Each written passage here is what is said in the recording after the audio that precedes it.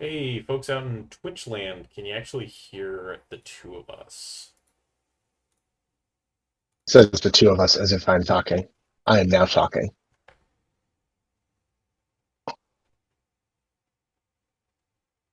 Yep and yep. Okay, cool. Audio bounce sounds all right, folks.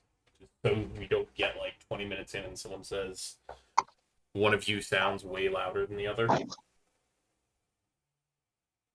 unless that's appealing. I don't know. Just tell me if the audio sounds like trash. Is basically what I'm asking here.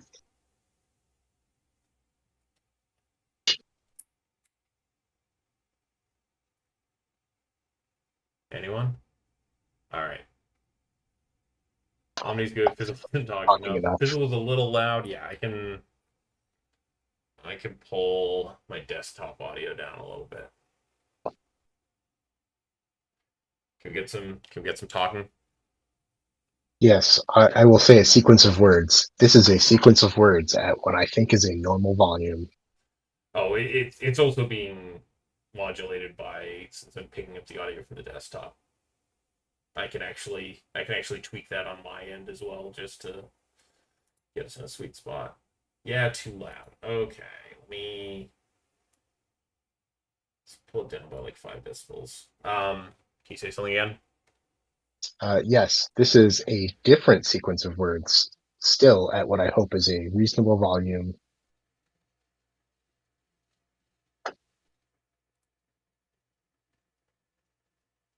Seems good to me. All right. Um, I will take one piece of approval as enough to continue on.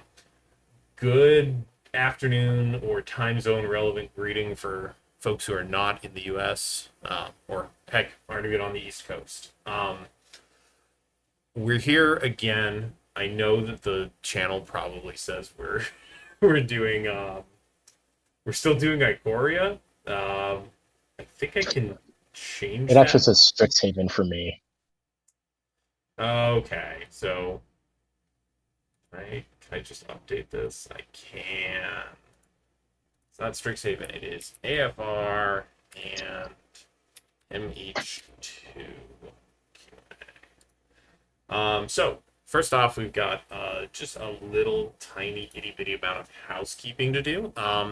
We recently put out a cube survey just sort of to take pulse on a lot of stuff. We got 38 responses, which is a little bit less than we usually get, but it was actually a fairly involved poll. We started off just by asking about colors and feelings on them. I actually did pull those in so I could do medians and averages instead of just like a bar chart. Looks like Grixis colors are still doing pretty reasonably well. And Selesnya was a white and green are kind of dropping off. As far as color pairs, Demir still handily fan favorite.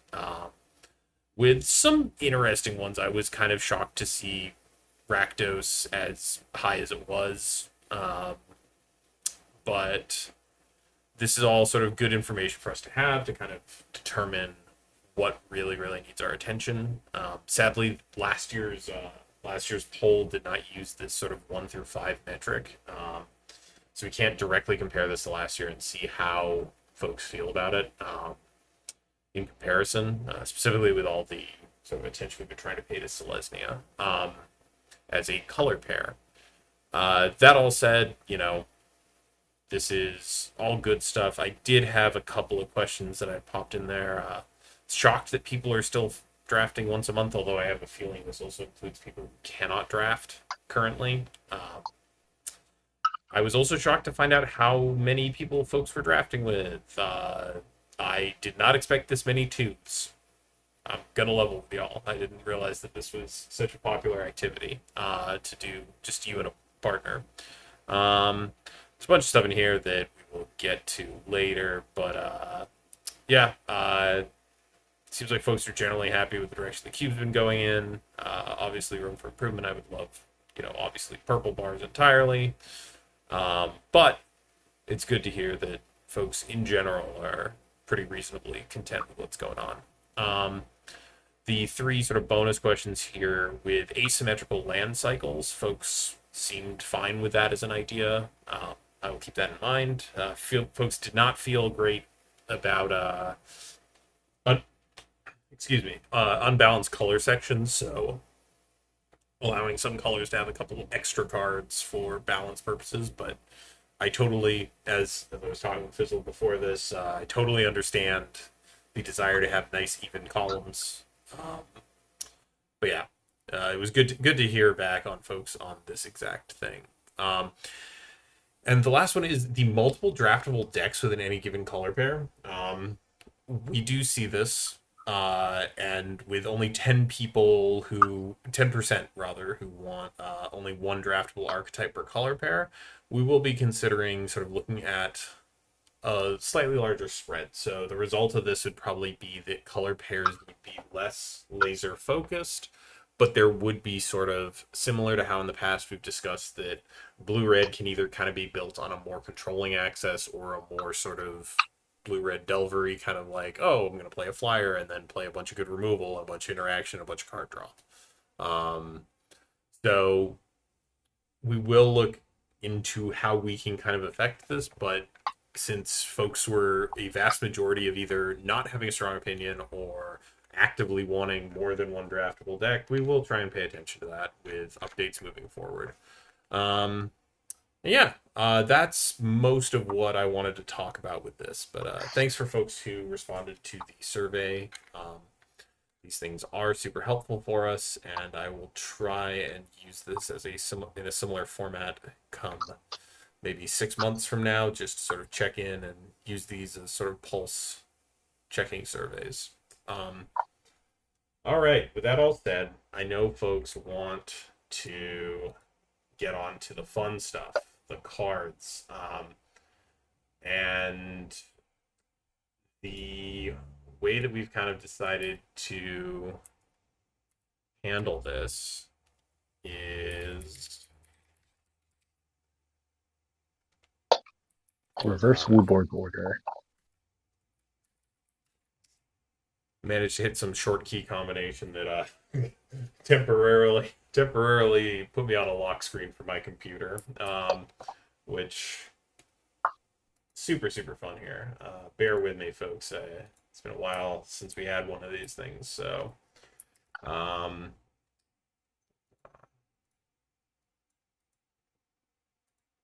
we please just paste the whole thing? We're gonna try to do color order, but across the two sets. And then at the end, there's some cards that folks have brought up from other sets that we would like to have discussions about here. So let me swap over to single card view. First thing we wanted to talk about was Knighted Mirror. This is one that came up a couple of times in discussions of MH2. It was not super well loved, but folks were definitely interested in it. This was not like one of the absolute amazing all-star everyone agreed we gotta have it, but this is something that there was interest in. So if folks have any opinions on this, feel free to type in chat. Personally, I am not super on board with this, but that's just me. And if there is desire for it, I will certainly talk about it in considerations. Not big on it myself. Yeah, go ahead, Fizzle. Yep, sure. Excuse me for coughing into the mic. I know it's the best. So my recollection when we first saw this card was it's exciting if you can consistently get the double strike, but adapt limits you from doing it more than once on the card itself, which is imperfect, making it less appealing than former cube card question mark Glint Sleeve Artisan. I don't mind it if we manage to get super heavy into +1/+1 counters and have repeatable ways to do it. If somehow Modern Horizons, not Masters 3, gives us put a +1/+1 counter on a card, this card has buyback, um, then Oh, good this lord. becomes a lot more appealing. I know. Yeah, Uh, this is definitely one of those ones where I kind of look at it and I'm like, I feel like we have to be a little bit further in on the counters theme before this is like one of the next considerations. But I do totally get that, like, if you have some way to keep triggering this, it can be a very large problem because it's just getting bigger and double strike. So, I mean, yeah, like yeah, if you have any combat trick that puts a counter on this thing, like you can just blow someone the hell out. And yeah, um, yeah. So I think we're on the same page here that it's not quite right at the current moment. If we had more ways to like trigger this, like modular, for example, which is one of the ways this is triggered in set. Let's scoot on. Next, white 3-drop because we apparently have a whole bunch of these. Oh, cool! It just like shows my shows my search bar. Cool. Priest of Ancient Lore. So this is the white riff of Phyrexian Rager, which I was, if we're being honest, pretty lukewarm on when previewed. Um, but I've kind of come around on it. I'm not the hugest fan of this because if since Mark Rosewater has come out and said that like this is something they're going to be doing more of, I feel like this is going to be obviated at some point by a better version of this effect. That said, I'm looking here and 78% positive and only 2% negative is a pretty solid thumbs up. So yeah, this is probably going in. It's going to be tricky to figure out what gets cut for it, but folks are gung ho enough on it that yeah. Any thoughts, Fizzles? yeah, I'm similar. I did notice, and I don't recall who pointed it out. In the chat, or sorry, in the Discord, excuse me, they said that we had perhaps done Priest of the Ancient Lore a little dirty by not being super enthused about it. And it's not that we're not enthused about it. It's that this is I mean, to me, this is a solid B or B plus role player card, and not a home run. But I'm going to. I would want this in in Oh any yeah, version of the cube that I can conceive of. I just don't. I don't know what the less exciting thing than this staple effect is. yeah. Uh, Honestly, for me personally, a lot of it was the fact that it has one toughness. Like, even if you just flip this to a 1/2, it kind of becomes more appealing just because, yeah, it's not exciting or synergistic. It's just good. I mean, like, blue white does blinky stuff, so like this does pair well with that. Like, being able to blink this thing is not nothing. Um, that said, it's also not a lot, so you kind of got both sides of this here. But yeah, I am willing to give this a shot. It's going to be sort of on probationary levels, but yeah, just just because of that exact piker body. Let's move on. I don't think we actually polled to about. to Oh, before you move on, to when you say probationary level, to you personally, does that mean you're going to pick up a copy for the cube until we get whatever the next variant is, but it's going to be yeah. a non-foil, or do you mean I mean, the it's foil, the foil, the foil's going to be what, 10 cents? Like, probably yeah, yeah. I would say that's fair. like this is one of those ones where I am down for us to test it, and I'm not going to be surprised when it gets outclassed by a similar effect, and we wind up cutting it in like 6 months to a year. If this is something Story they're checks out. they're completely committed to doing as like part of white's common color pie. That's perfectly reasonable. Um, Next up is Minimus Containment. So this is a almost Oblivion Ring. This one does happen to be an aura, so it has slightly different text. It's basic. There's an O-ring that you can tutor up with. Uh, Aliens Pilgrim, thank you. and Totem Guide Hard Beast. Yeah. I kind of don't mind this. I don't know. I don't know what exactly I'd want to cut for this because I'm trying to think through and like which of the like. Oh, we're only down to seven. Okay, yeah, we have seven pieces of like white enchantment based removal, and Uh, is it? you know what might be interesting, but not necessarily smart? Angelic Purge. Yeah, I could see that. Um, Angelic Purge does like get around graveyard shenanigans, but like that is one that folks have been notoriously pretty medium on. Is it better than Bound and Gold? Bound and Gold still allows mana abilities to work. It's probably better. Um, I think the delta between Bound and Gold and Minimus and Angelic Purge and Minimus points more towards Angelic Purge, just because White doesn't have any really great ways to leverage that sacrifice part of the text. Yeah, Um, yeah. It has to be. It has to be something that you're already willing to get rid of the obviated pacifism or your token. yeah, yeah, I don't know. I'm not married to a particular change. I'm not even necessarily going to vote in favor of the change at the end. Um, but it it was a thought in the unlikely event that land destruction via Angelic Purge, the one copy, is running rampant at your kitchen table.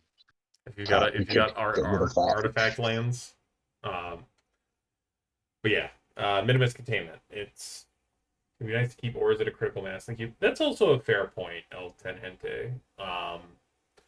I so the thing about minimus containment, right, is it does have a downside to it. Like you do put your opponent up one temporary mana, and you know it's not like this isn't quite like Path to Exile permanently ramping them, but this is also 3 mana and sorcery speed. Um, yeah, I don't know how to weigh that downside. I kind of understand. Like I have like a mental heuristic for like give opponent land. But yeah, minimus containment is something we will be considering. Uh, next up, let's talk about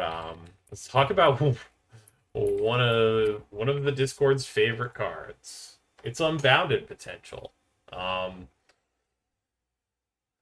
card's neat. Let me see how let me find this in my big sheet of Discord opinions. Unbounded potential clocked in 61% positive with a 50% NPS, so pretty good. Minimus works well with Disciple of the Sun. We'll get to Disciple of the Sun at some point. Probably when we ask for other stuff that folks are interested in. But Unbounded Potential is a neat card. It is a somewhat side grade to uh, Travel Prep. It does similar things to it, but not quite in the same way. Um, that said, this one's instant speed, which if this lets you blow out even like one combat and preferably two, that's pretty reasonable game right there. Um, thoughts? Yeah, I tried to guess and I don't know. I'm expecting that the counters choice is going to be the much more common one. I wouldn't expect Entwine to be played that often. Um, but by itself, it represents, basically two of your things surviving combat or killing two things that your opponent didn't expect. Um, and if you can magically get to 6 mana, uh, it represents +2/+2 for at least those two creatures. Um, it, it's hard to hate, but like many of the white cards that we've kind of tweaked in the last, I don't know, year and a half. It feels like we're making incremental changes, whereas some of the other colors are getting obvious home runs and really exciting cards. Probably the most reasonable proliferate cards. Serrated arrows still exist. Yeah, I mean, like there are other proliferate targets, right? There's got to be at least one other thing that uses non-obvious counters, right? Yeah, you can give Boot Nipper double death touch. You certainly can. Let me see. Or have We we don't come? have we don't Oh, have Tumble Magnet or anything anymore, do we? your Aven Rift Watcher can stick around for another turn. Just looking through. Yeah, it is. God, it. Copper and Salt doesn't like that I'm a dad, apparently. I'm sorry. It was a mandatory joke. I have to do it. It's under contract. Yeah, yeah. So there's a couple of creatures with vanishing, and that seems to be pretty much it just from a glance here. I guess technically you could, Helping the Phantom creature stick around is that's fair. yeah.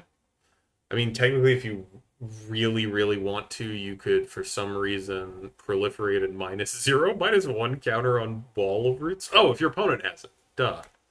Um, yeah, I think this card is just pretty solid, and it'll probably go in. What gets cut for it, I can't tell you off the top of my head, but this is just a very good card.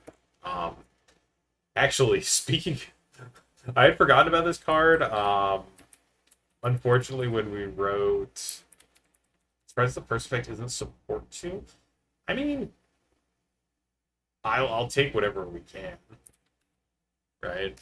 Um, the next one is you hear something on watch, which is another kind of in this vein of like not a great multiple creature pump, but has another mode that does things and like is cheap enough. I don't know. I like this card, even though it is kind of very restrictive. But I'm willing to hear other folks' opinions on this thing. I don't know this is the person. Yeah. Somebody James says this could replace Swift Response. And yeah, I kind of feel like it's in the same vein. Not being able to kill a defending creature potentially is clearly a downside, but we're almost always conditional on our non sorcery speed removal in white. Uh, the ability to buff your creatures in the event that you have a board state and you absolutely don't can help this from being stranded in your hand as a dead card. Kind of my view on it. And I'm looking here and I see that there are exactly four creatures with a quick filter on a Cube Cobra that don't just die to this. I don't know about replacing Switch Response just because like Switch Response does have like other cute things you can do, like killing dorks and what have you. Yeah, it can't be used as offensive removal, but you can also just yeah. I think in Post Salt it's completely correct here. You know, like you can just use it as an aggressive card. You can't use it as aggressive removal, but you can use it to help things turning sideways. Yeah, this is one where we're kind of forward priced into like keeping removal not as like a huge thing, but yeah, this one's gonna be one that's gonna be a tough thing. This one I'm gonna have to puzzle on. I think it's time for blue already since we kind of cut stuff down. Um, but let's try out. Oh, thank you. All of these have art cards now. It's so bizarre to me. Rhyme Shield Frost Giant is a 5 mana 4/5 with Ward 3. We've kind of seen this before with like 6 mana. The Benthic Giant, which is the same body but hexproof and a mana more. I saw some folks bring this up. I do think this is markedly better than those cards, but I am not. I'm kind of the opinion that more controlling angled blue decks can kind of get there with whatever, and this might not be super necessary. However, like this thing is a big pain to deal with. Like tacking 3 mana onto a removal spell is not nothing. Um, yeah. Opinions? Pretty similar. There are uh, some cleaner hexproof lines, um, or hexproof lines, hexproof threats, I guess, uh, that are technically playable. I think I brought up what everyone has prowess in the chat when this last got posted. Um, it hits hard enough uh, without being, I guess, astoundingly unbeatable as a pseudo hexproof threat. Um, if we're it's the kind of card I would add to blue if we're trying to tone down blue's threats rather than if we're trying to improve threats. I think Yeah, that's the way to th- phrase it. this feels a bit more like a side grade than an upgrade to anything that's currently in the cube. And I think that's kind of. I mean, that said, like, I am looking through our fives, and Dreamtail Heron does kind of stick out a little bit as, like, maybe not on par with the rest of them, but, like, the rest either, like, have evasion or really good ETBs, or, in, Ball Drifter's case, both of them. Um, yeah, I think that's completely fair that this is probably just fine. Next one I wanted to talk about, lose focus. It's it's quench or miscalc or whichever version of it you prefer. Except the extra mode is that you can turn this into like a weird spell that can counter either the same thing multiple times or separate things that are both on the stack. Folks have said that they wanted more counter spells. This is a thing I've seen people say. Um, I prefer soft counter magic like this, especially when it is at sweet points like one in a blue. Like my biggest concern is that lose focus is most of the time. It wins counter wars really well. Yeah. Yeah, like it does some really cool stuff.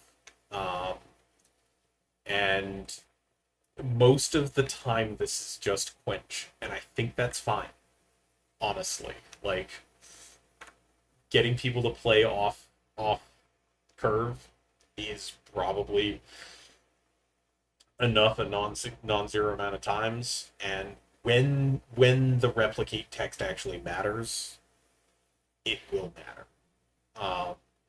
So yeah, this is one I'm considering. Yeah. My browser just froze, which is the best possible thing my browser could do. Uh, my I guess vision on it is as a quench or miscalculation only, it is weaker than it could be. But the cube that I have, at least on Cube Koba, drafted this card the most in is the Lucky Paper Degenerate Cube. Uh, so I I don't think it's a bad card, is I guess what I'm saying. Yeah, I think this is just one of those ones where like this this is going to be a serviceable counterspell until it's like something really really cool, and you know I think that's the kind of thing that Cube survives on sometimes. All right, I think we can move on to another one of two. You come to a river. So one in a blue. So this is disperse for the first mode, the fight the current mode, and uh, is it distortion strike for the other half? Um, Uh, I'm gonna have to look it up because I can't remember. There's one that has rebound. yeah. It is just distortion strike without the rebound. Um, I was reasonably into this card. I think both of these modes are okay. Um, and that's generally what I like to see in a modal card. I will say that folks were basically barely positive on this. It was pretty firm, like pretty low NPS. So folks, I don't think find across can really support enough cube right now. The world look better otherwise. It's got some extra utility over a staple bouncing. Yeah, this is one of those things where like I am going to play this in other cubes, but where they don't have an eternal card pool. But yeah, I kind of get the I kind of get the hesitance towards it. The second mode is not super great in our cube, especially in a color that has a lot of evasion as is. Um, yeah, I don't know. Both modes are a bit too middle of the road. Yeah, like neither of the modes are exciting, and they're both just fine. And sometimes that's good enough, and sometimes it isn't. Yeah. The only thing that I wanted to point out here, and I don't remember who pointed this out to me, because it was in a different cube discussion, in the Popper Cube. Uh, Somebody was talking about making a death touched lured attract attacker, excuse me, uh, unblockable so that they didn't have to lose their creatures. And it seemed very niche. I don't believe we have any effects like that. Uh, but that's a thing you can do if you come to the river. Yeah, I So guess technically it does just say target creature. That is a bit bizarre. I don't think we have anything that forces blocks in right now. So neat, I guess. Let's move on to a better mobile card. Um,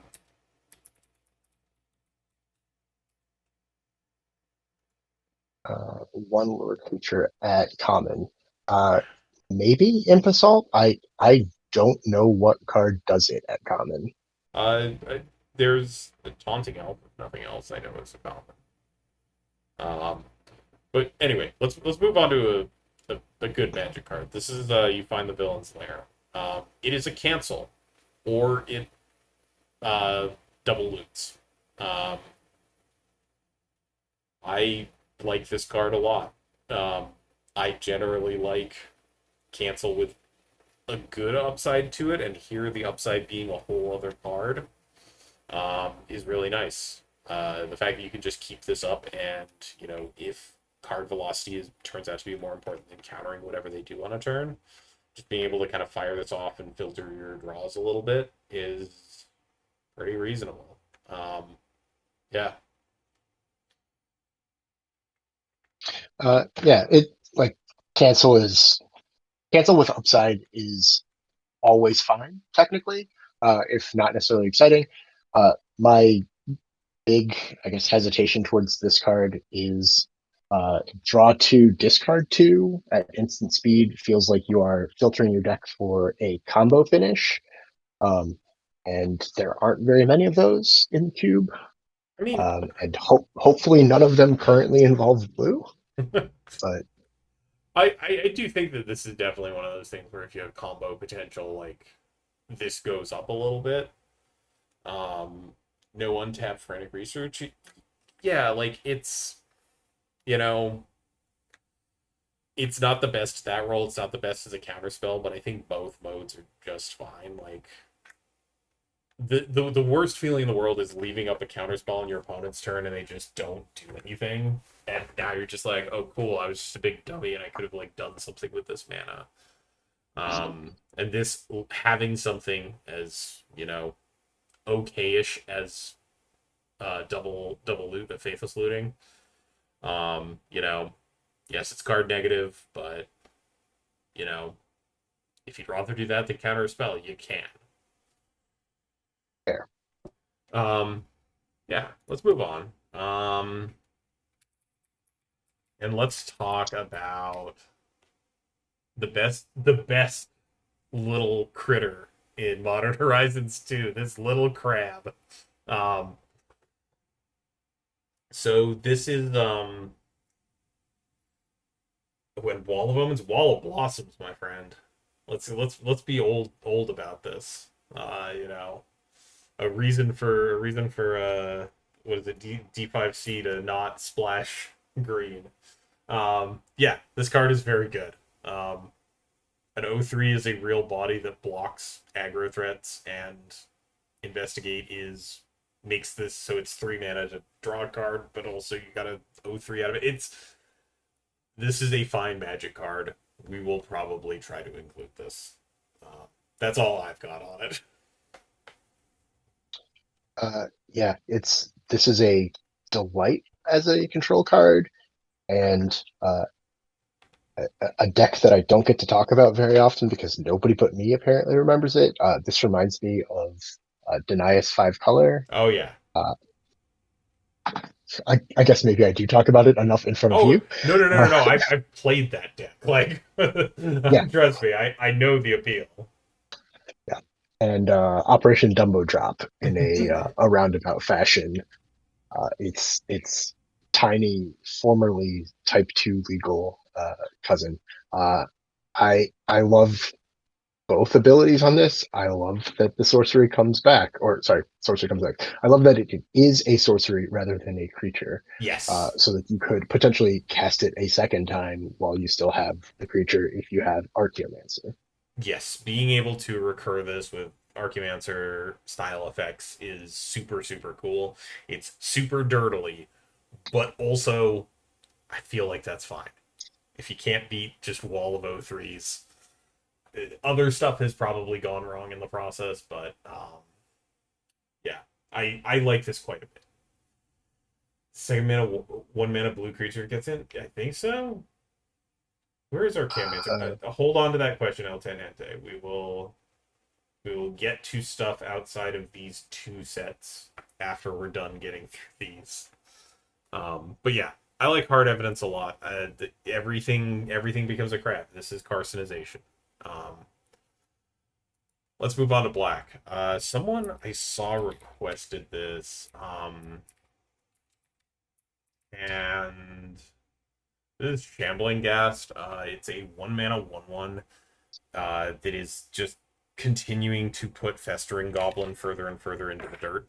Um, as someone who remembers Onslaught block fondly. Yeah, so you either can make something a little bit smaller, or you can make treasure when it dies.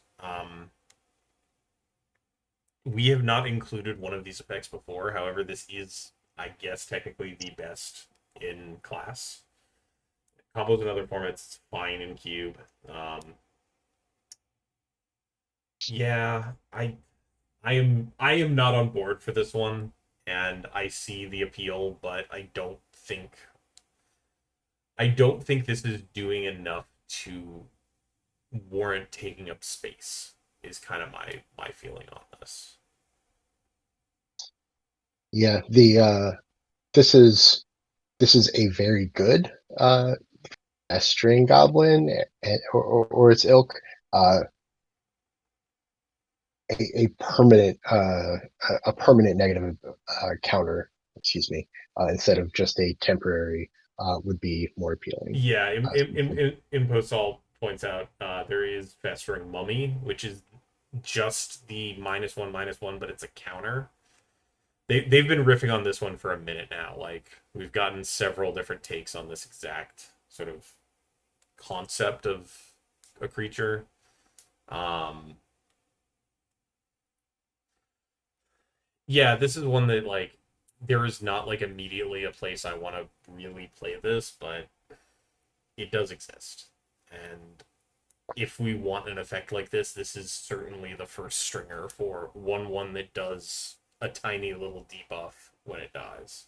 And I guess can become a treasure token. I did see someone referring to this as a Memnite, and I think that's a little like the net of this thing after it dies is a Memnite versus actually just being Memnite. Um, but let's continue on. Where is the next black card? Oh, the one that a bunch of people talked about. This is Loathsome Curator. It's a Gorgon.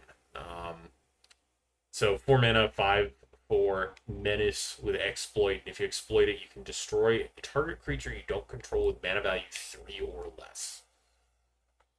Um, I really like this card. Uh, I maybe like this card better than maybe Predatory Night Stalker. Yeah, that's fair. Um, the two potential cuts that I considered to maybe bring this in were Predatory Night Stalker and other guy, Cavern Whisperer. And Whisperer is slightly more unique and more interesting, I think, um, than Predatory Night Stalker, despite the mana cost. Mm-hmm. Oh no, did I just lose my audio? No, no, no. You're here. Or can you not Um, hear me? Keen. In the event that I didn't lose my audio, when and I don't remember who wrote the brief essay, but um, Kevin Whisperer was discussed as a uniquely sized evasive body as a menace threat with 4 toughness for 5 mana, and Hmm. yeah, this does exactly that plus something the same way that Cavern Whisperer does. So potentially a good card for basically the same reasons. Yeah. I guess for me also like yes, I have heard folks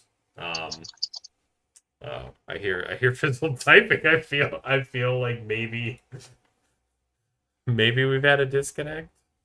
Fizzled.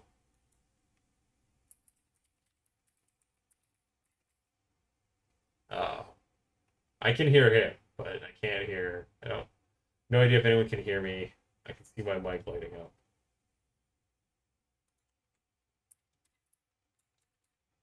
Can someone? Goodness. I'm gonna keep talking about this. Um, yeah, I think for me the biggest thing is like Loathsome Curator is also just castable. It's a big evasive idiot. Um, yeah. Oh boy. Fizzled maybe. Oh, yeah. let me just talk about it. Uh,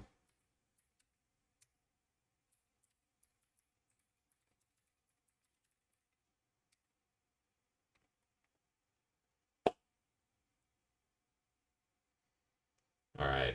Just gonna wait a moment here. So the weird thing is, right? A 5/4 with menace is like barely better than a 5/4 because a lot of the time you need to double block it if you're gonna kill it anyway. But adding that extra, like oh cool, you have a pair of 1/1s. Like I will eat both of them and like double abyss you. But um,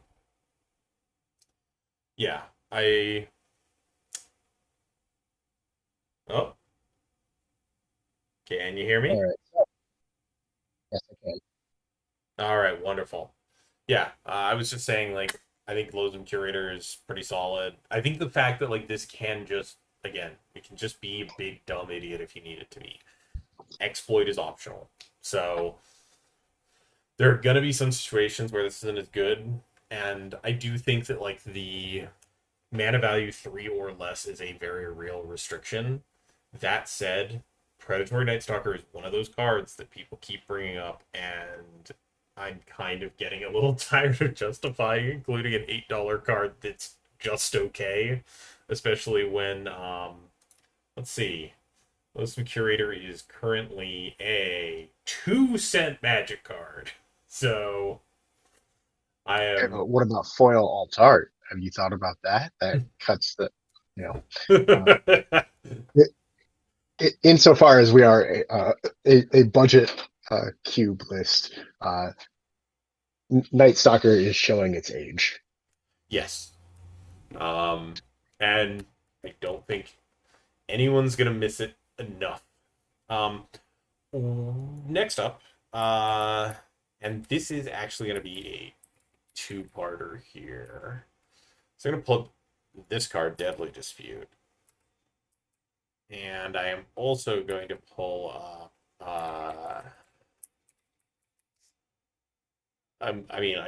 People can try and guess what the other card I'm going to pull up is, but it should be pretty obvious. It's Village Rights.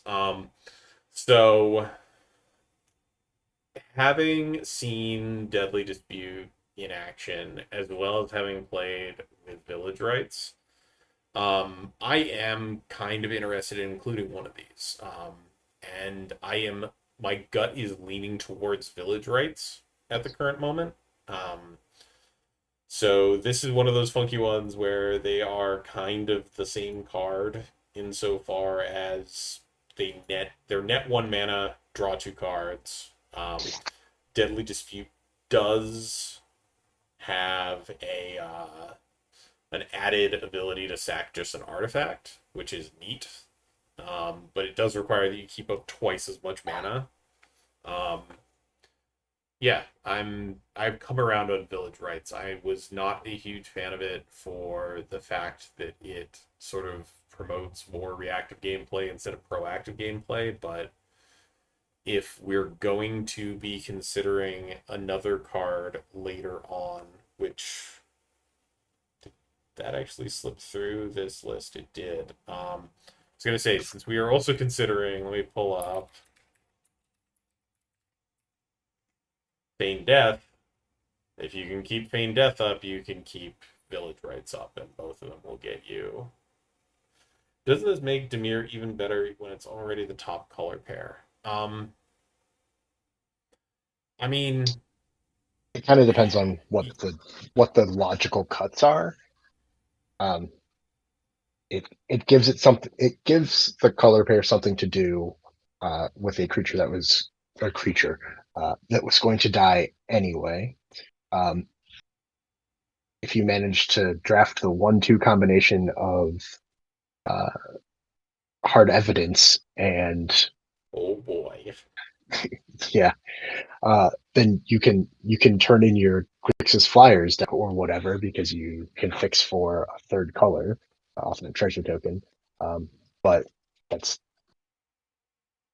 I don't know a random thing. Yeah. I my big thing is that I feel like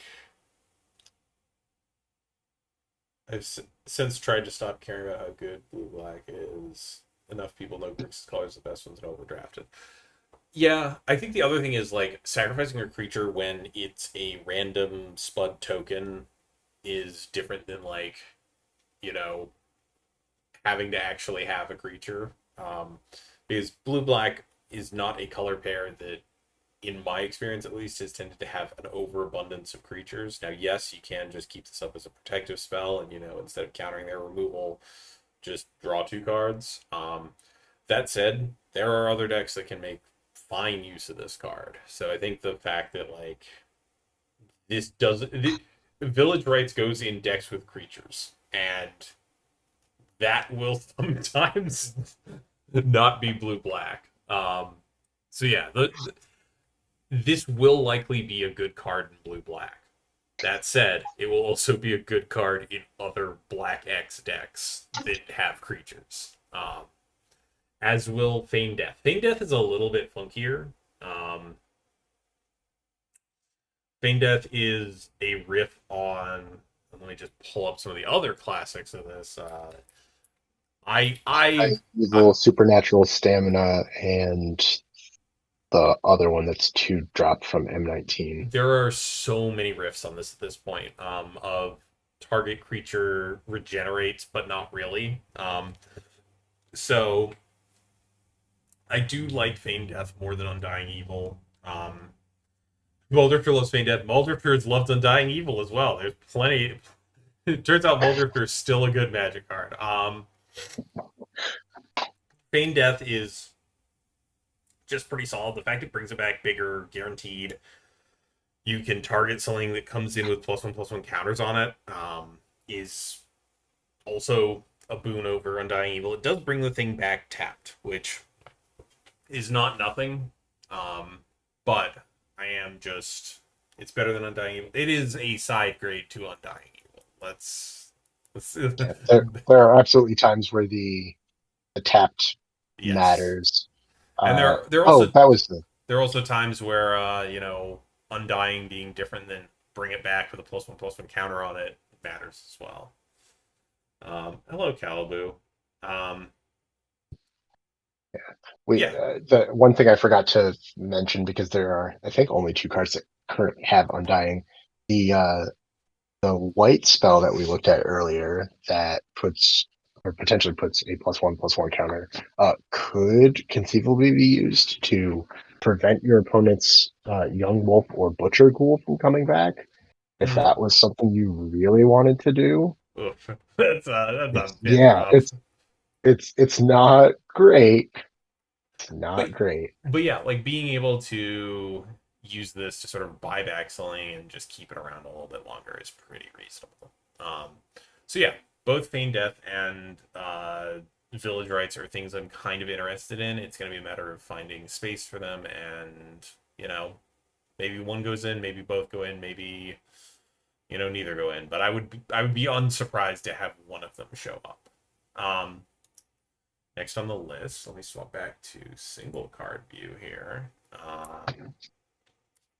And Are we at Tragic Fall? we are. We A are. card that I will have to talk about for half an hour because it's so difficult to explain. No, it's just a good card. Yeah. So Tragic Fall was super interesting when we did the polling because Tragic Fall polled worse than when we polled for Last Gasp in the actual main queue. And in fact, this is actually just Last Gasp, but better in the strictly better sense. It has more text on it and no downside. This is another one of those boring but good. Like Last Gasp already works in the cube, and yeah, it's additive distraction. For me personally, it was really cool to see additive distraction in action and watch people actually look at this card, see the extra text, and not realize it's just a better version of a card that you know is generally pretty well liked as removal. Sometimes this will be minus 13. Like sometimes this will just re-kill anything on the board, creature wise. So yeah, this is another one of Yes, those like, yeah, go ahead. I was just as a late game top deck piece of removal. This is one I like slightly more than one that I like a lot. Yeah, yeah, like this, there is nothing like you really need to go deep to find a situation where this doesn't kill something. So yeah, I'm pretty happy to get this as an upgrade. Um, the easy upgrade to Last Gasp. Why? Last Gasp is still good. Like let's get rid of something else. We wanted to look at black removal. Like we can get rid of Uh, Myers Grasp, which is a sorcery speed Last Gasp in the form of the aura. We could get rid of Dead Weight because it's only minus two. Like there are we could other get rid of options. Vicious Offering, which is a card that I remember trying to trick Stibbs into putting in the cube in the first place. Uh, I mean, folks but folks like drafting aristocrats. I can't fault them for that. yeah, I agree. But if I don't know. We will have time to chat about this in the Discord before we make an update. There are options, Yeah, basically, is what we're saying. yeah. Assuming that we're going like for like. I mean, even if we're like expanding like to like to Wars do the yeah, like that's the thing. I don't think just up like we have other things that to consider besides just it's a better Last Gasp. This automatically replaces Last Gasp. I've mentioned in the past like avoiding like for like cuts, and that's kind of what I'm talking about when I talk about that is just saying this is just better. It's like no, like go and look at your other options and see if like there's another card you'd prefer to just be Last Gasp. Um, but yeah, let's we have one last black card, and that is Bone Shards. Um, it's very spooky. It's a very upsetting art. And we've seen a bunch of riffs on this. The original is obviously Bone Splinters, which is just this, but it has to be sacking a creature. There's also Spark Harvest and War of the Spark, where you either sack a creature or It's pay like pay 4 mana. 5 mana, 5, I believe. Yeah, God, yeah, now I it's don't know. five total. It's five total. I remember that. Okay, yeah, it's in the one drop cube. I draft it sometimes. I just don't. Yeah, yeah. So Yes. so you yeah, okay. So it's either 5 mana or you sack a creature in addition. Yeah. Um Bone Shards is one of those cards where like I'm not I'm not sold on two for wanting myself out of the hand, but at least I haven't paid mana for that card already. And especially like if you're sandbagging lands after you've hit like 4 or 5 mana because you just don't really want any more. Um, I don't know. I'm pretty lukewarm on bone charts myself personally. I think it's better than bone splitters in the fact that like it just is. Um, but yeah, especially because like the Destroy Terror Planeswalker is not actual text as far as we're concerned. So Well, I mean, people could have house ruled it so that you can destroy serrated arrows. You don't know. Vicious Offering does almost the same thing and can just be medium removal the spell early.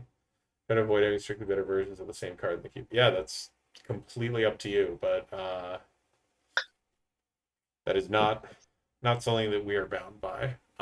Yeah, It's not necessarily a bad consideration. eh, I like playing good cards, and if one of them is slightly more gooder, I'm also okay with that. But yeah, Bone Charts. I'm very neutral on it. If no one else has strong opinions on it, I'm just going to ignore it when it comes time Yeah, for but updates.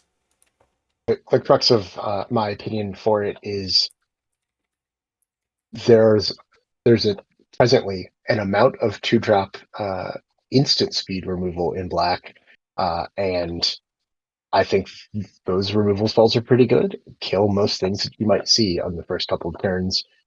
There are very few game-ending threats that you're going to see in turns 1, 2, or even 3 in the cube that require that you be able to kill them with bone shards and not one of the other various removal spells. That is a pretty fair point, right? Because the big advantage of this is it's just 1 mana. If All we right. had Reanimator, yes. Ooh, yeah. We don't have Reanimator, so I'm less threatened. We don't. Please, Watsy, just give us Zombify. It's okay. I promise you, the four mana recursion is not going to kill anyone too quickly. Let's move on to red. Um, Goblin Javelineer is a better Raging Goblin in that it is much more of a pain to block. So this thing pretty much is unblockable by X1s, just because it will kill them before combat damage, and trades with X2s. Um, yeah, this is a very nice, just sort of one drop that turns sideways very well. Um, Feels like Goblin Arsonist that can't go face. So I think the bigger thing is that Goblin Arsonist Goblin Arsonist is a different kind of card in that they both do trade up to a 2 toughness creature, but this also just can't be blocked by like if I swing out my Arsonist into an X1 and or another 1/1 and we trade, I get through my 1 damage. And then I don't have Goblin Arsonist, you don't have an X1. This one just makes it so that X1s don't block it because it just eats them. So yeah, I think Unless this they have is two. what? I said unless they have two, it does require that it's a target. Yes, Actually, yes, let me double check that. Yeah, yes. so Target creature block. Yes, yeah, so your hexproof one drop creature that we don't have could block this. yes. Slippery Boggle does block this. That is correct. Phone disconnecting again. Oh, can you not hear me? Ah, time honored tradition. Things going wrong on this stream. Um, yeah, like I like the Javelineer. I don't think it's like the most standout or amazing card, but it will get in.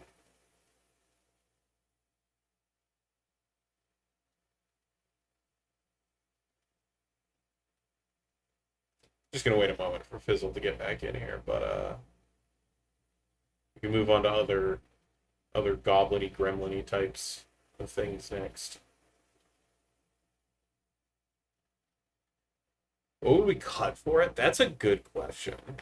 Red is actually like one of the color pairs that is, or one of the colors that is the kind of tightest in terms of just like individual cards in that color are very good.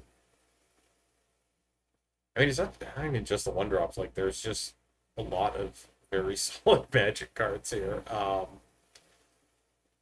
There's maybe some consideration for like one of the higher CMC things that isn't really getting there all that often. Um, yeah, I'm just looking through here on like one of my other monitors, and there's nothing that's immediately jumping out to me as just being like, yeah, this card is like medium or bad.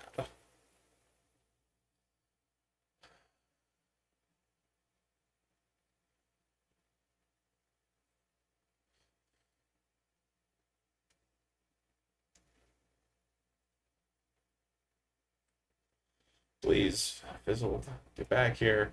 I want to move on. I want to talk about other cards. We aren't even running G2 Lava Runner. We are not currently.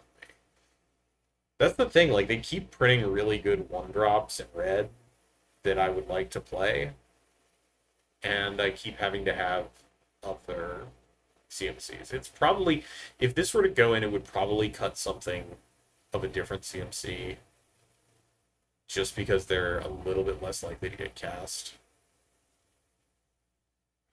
Just looking through here, like, I know people are like kind of mixed on Tuk Tuk Rumble Forward. That's one that I would like to. Oh, fizzled. Are we back? Yeah, I'm here. Sorry, you were Yeah. talking. I didn't want Sorry, I to interrupt. was vamping a little bit. Um, but yeah, I think the javelin here is good. Um, someone else pointed out Lava Runner, which Gitu Lava Runner, which I think is also a valid like option as a one drop, but really just in space, isn't it? Uh, There's, I don't know. So conveniently, when we talk about cards like this, I have a whole cube list. It's just cards I that know, we I maybe know. don't have. Like no, like seriously. So I really like this as a different kind of invasive threat. Um, it it feels different than First Strike. Whatever that card is, Fierce Pup, Fearless Pup. Um, it's it's different than Frenzied Goblin. It potentially removes things. It would work. Yeah, I mean, I don't know. This is gonna be one where we might talk about it. And reminding me of Gitu Lava Runner is making this a more difficult decision. All right. Just make a note of that card because with how many cards come out, it's very easy for me to forget other good already printed cards. Let's move on to Hobgoblin Captain.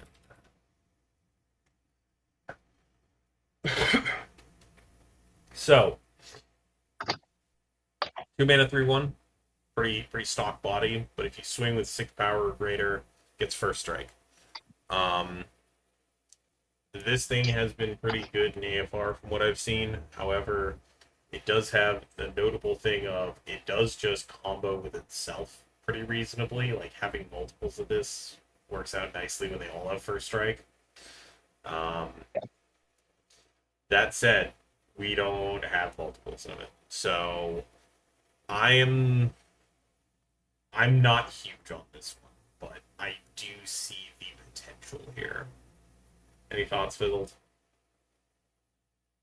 Yeah, I'm gonna bring up a card that is a cube classic that I personally hate, and I think I'm the only person who personally hates it because everyone else lets it go every time. Mog flunkies. I hate them. Oh, immediately. So like the threshold for better than Mog flunkies for me is relatively low. Um, but I mean, it does even kind of sit in X that in a same. group, Yeah, I was gonna say like you still want to swing with this with other creatures. yeah. Yeah, And Chase points out. unlike flunkies, sorry, go ahead. I was gonna say Chase points out what I was thinking. Like on turn, if you cast this on turn two, on turn three, how many outs do you have to actually attack with 6 power? And I think it's like so Boggart and Dragonheart. If you had a 1 drop, I'm looking through. Yeah, there's just not enough hasty things at 3. Barrel Pup 2-1 in red. Yeah, we just like you have to like the only line I'm seeing here is Jackal Pup into this into turn 3 casting Fanatical Firebrand with haste. Is there seriously no other like haster in that kind of realm? There really isn't. I Yeah. mean, we can. Uh, uh, Firebrand friendship would get you 1 drop creature. You're Would breaking get up there, my friend. anything haste. I'm getting robot If voice. a boat. Oh no. Just take a Okay, moment. that's Let's. not great. Let's see if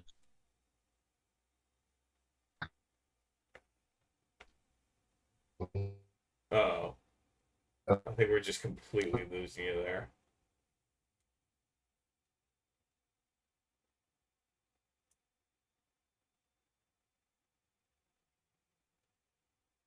I mean, we can just hear you getting close my a. phone again. Oh goodness. Unstable internet connections, folks.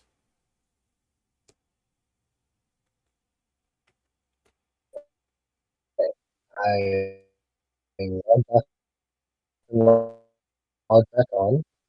Oh god. That It sounds like I'm in anything. the Black Lodge in Twin Peaks.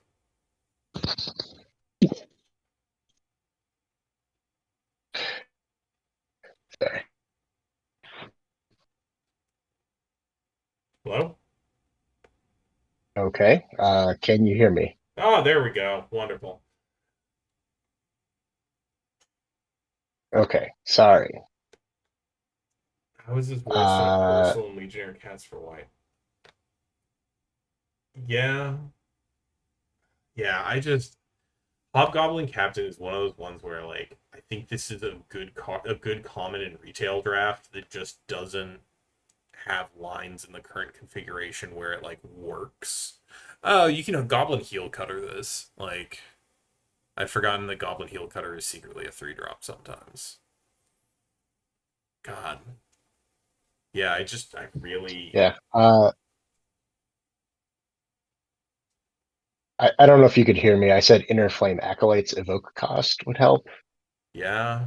It's just like all of these are like lines where it's like I have to have at least 2 other specific kinds of cards to make this thing swing on turn 3 with first strike. Yes, and that is accurate. So here's my I guess goofy question. It's the same question that I think I asked a couple times about flunkies. Uh, you cast a 1 drop, Mm-hmm. and somebody blocks or kills it, um, and then you cast flunkies. You can't attack or block with dog flunkies on turn 2 or 3 unless you also have a hasty threat. That's So fair. it's not that better. It's that Og Flunkies is doubly susceptible to removal, even the removal that can't kill it. I hear what you're getting at here, and I understand your reticence with log flunkies. Um, yeah, God, I'm gonna have to For what it's move. worth, I Yeah, also wasn't in love with Hobgoblin Captain. I'm continually expecting there to be a two chop that I like way more than Mog Flunkies. It's that anytime the community says, I vaguely like this card, should we think about it? I'm going to point out Mog Flunkies as a card that does not work for me, but maybe it's because my play group is extremely liberal and killing whatever they have. Sorry, whatever other creatures I have when Mog Flunkies is in my deck. yeah. God, that is. I'm I'm going to think on this card a lot, and then I'm also gonna go and look up stuff that could possibly replace Mod Flunkies. But let's continue on. Let's talk about Arcbound Tracker. I really like this dog. It's just a solid dog. Um, that said, let me just double check, see where we're at in terms of community feelings on this card. Arcbound Tracker, 30% NPS and like 50% positive. Yeah, I like this for a color that has a lot of small critters and a lot of small cards. Um, Red's curve is, I believe, the lowest out of all of the colors in the cube, um, making making this very easy. Again, I would say show me the cut. Yeah, Raging Crunch does exist, and folks are not over the moon about that. But we do have another thing that like might be going in for that. Um, yeah, I Arcbound Tracker is a weird one because for me, it's not like quite at build around level, but it does just like kind of do things. And like if you have this in your opener and you kind of like slow play a couple of things, like going this on turn 3 and then like double spelling or you know magical Christmas land triple spelling the next turn, like all of a sudden you're turning sideways with like a pretty reasonably sized threat. Um,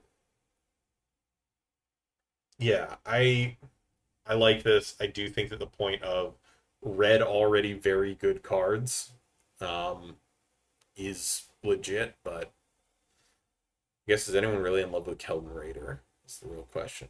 But thoughts? Uh, yeah, that Hello?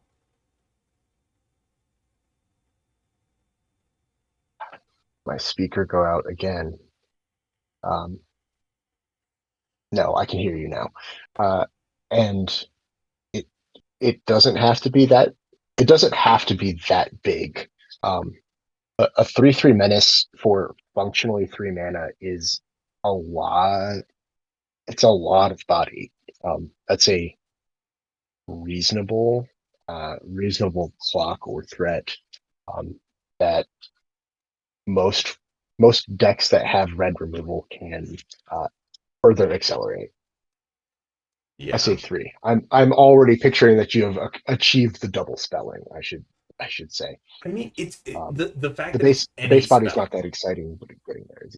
Yeah, Like it doesn't care this in comparison to like Pyroceratops or one of those other ones that they've given us where it's like some little bit of evasion, 2 power to start, only triggers off instants and sorceries. The fact that like you can play this out, then turn 4 like cast a pair of 2-drop creatures and this thing still gets bigger is kind of what really appeals to me about this. It's just being able to kind of like go, okay, the red deck plan of like playing really low to the ground and having this as like close to the top and then just like spamming creatures to the board after I cast it and haha, big pup go over to the other side and bite you is like not the worst plan.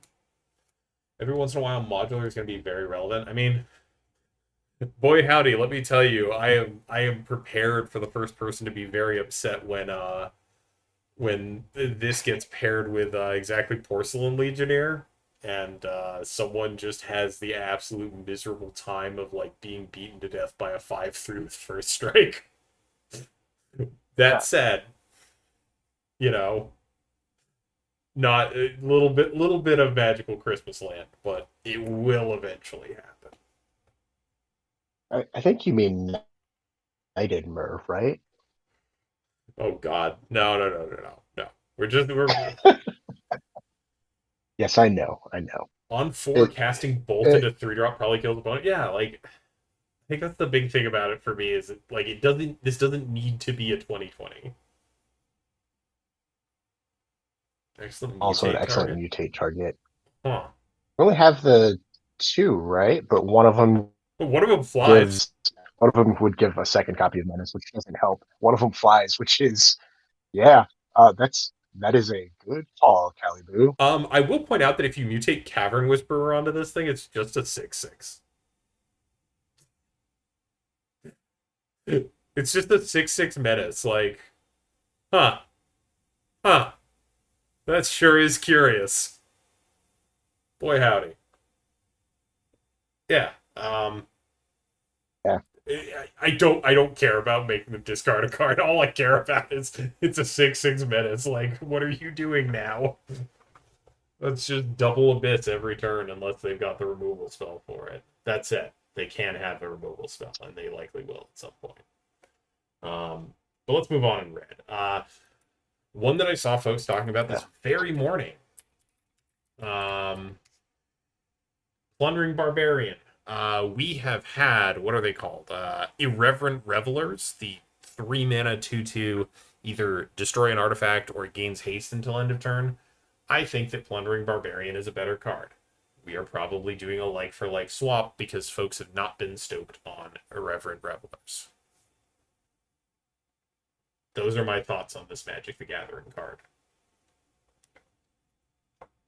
Uh, yeah, man, that's a fair consideration. I always try to remember when I saw this in our Discord or in the Solely Singleton Discord, uh, where somebody was definitely talking about this in their pre-release regular draft. I don't know, whatever they did last night. Um, it, it did stuff. Somebody said that they used it to destroy a treasure token because what else are you doing? That was fine. Yeah, I think that, Uh, that that create, Creating the treasure token is a reasonable a reasonable rebate. There are no pieces of, or sorry, nothing for you to destroy. Um, body is nothing to write home about. yeah, this is very much like one of the this very much hits in that like corner of like kind of reclamation sage where it's nothing to write home about unless they have an artifact that you really need to get rid of, and then it feels like really good to go, haha, no more serrated arrows, I can actually play magic again. um yeah, I And the Boomerang Squad points out text that I don't ever notice on makeshift munitions. oh, You you can can sack an sacrifice an artifact. artifact for that ability, not just Mm-hmm. a creature. Yeah, You sure can. Yeah, I think this is just a reasonable like for like because hasty 2/2 I think is less good than 2/2 with treasure token as like the fail cases. um for 3 mana. Kind of nets this being just a unless bear. Hobgoblin Captain. Oh God. Unless we wanted to get Sorry. bigger. Yeah, I'm assuming you're talking about expanding cube size, which I have. Let's get down your second spell for modular puppy. There you go. See, we're already getting there. Yeah, All right. that's a fair point. But yeah, plundering barbarian, reasonable magic card, replacing a less good magic card, or at least one that I feel is less good. Let's move on to Scophos Reaver. Um, Folks have pointed out that there are existing versions of this card where it's just like a 3 mana 2/3 that's a 4/3 on your turn. And this one gets madness for free. You should ignore the madness. The rest of the card is probably just fine. It blocks poorly, but it attacks well, and that's red.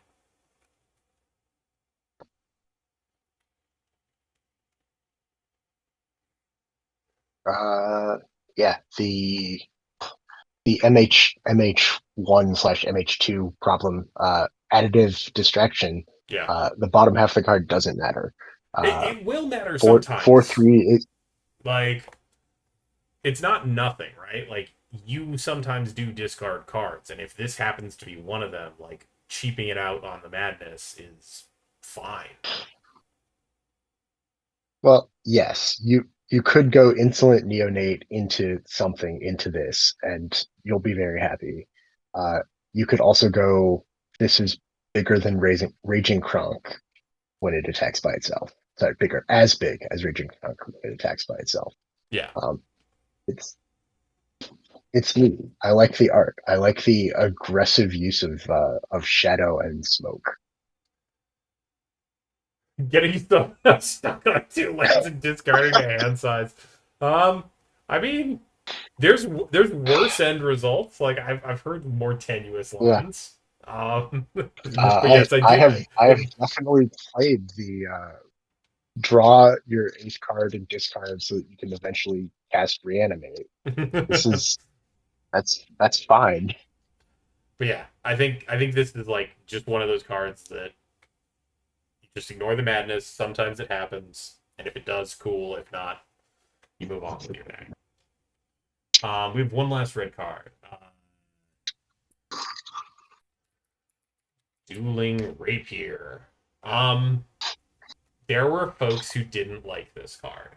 Um, I have done my best to try and convince people that this is a reasonable combat trick that has very expensive buyback on it.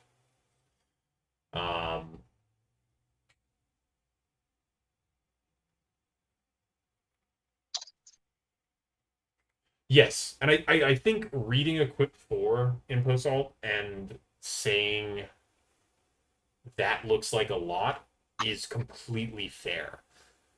Here's the big thing, and this is what I've compared it to in other places, is let me just pull up the 2 card split. For me, this reminds me a lot more of Firebolt. Um, and it's one of those things where, Firebolt is fine as a sorcery speed shock.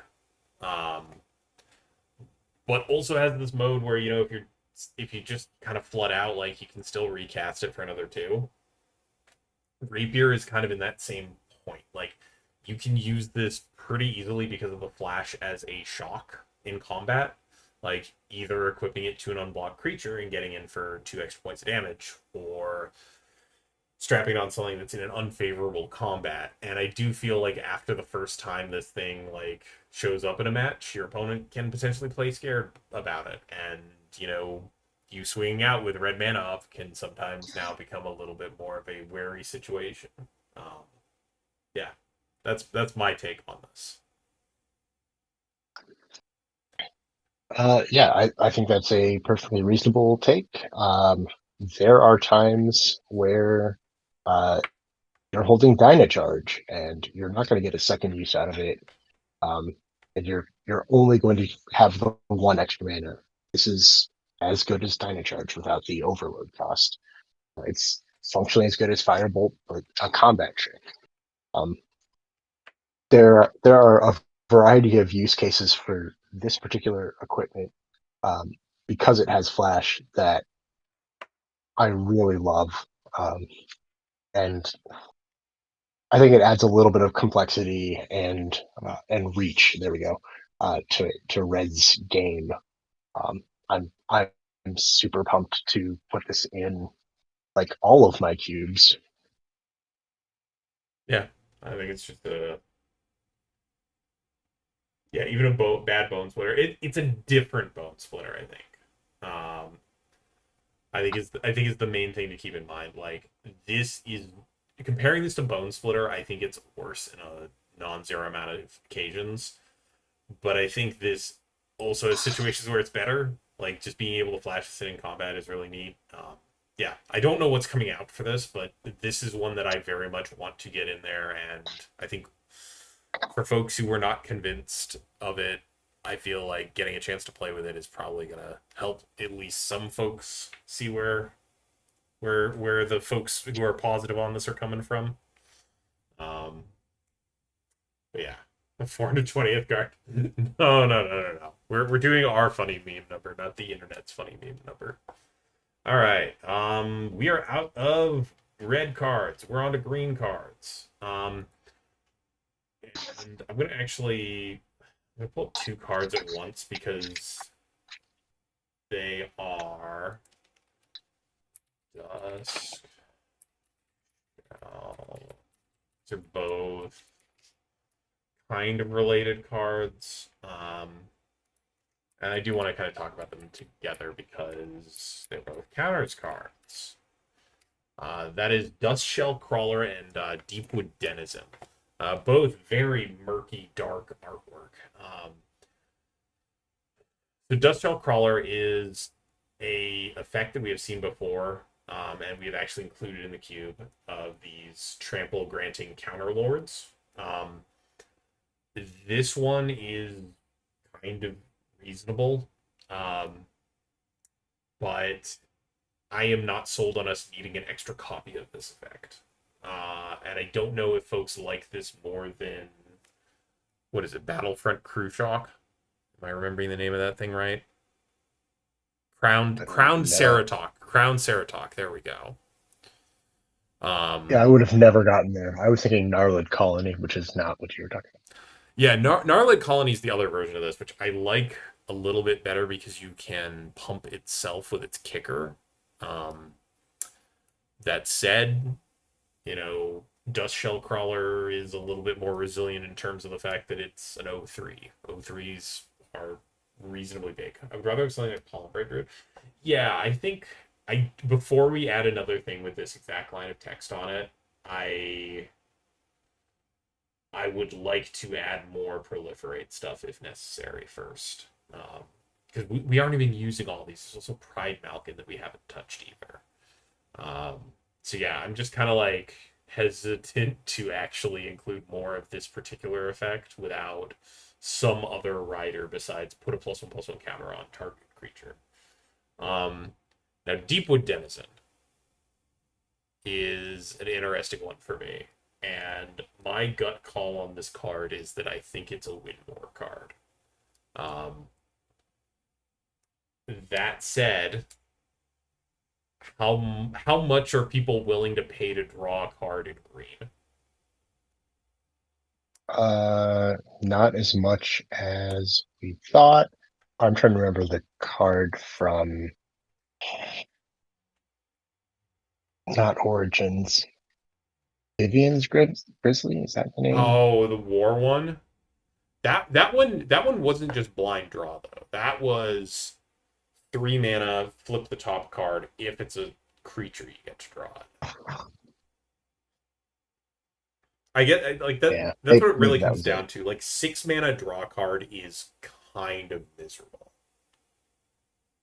It's better than nothing, right? Like it's the same principle as why we have the 5 campuses in there. Like 6 mana scry one is not good, but having it is better. Having it and not needing it is better than needing it and not having it. So I guess with Yeah, this, like, are folks fine playing 3 mana 3/2 vigilance that is mostly blank apart from that?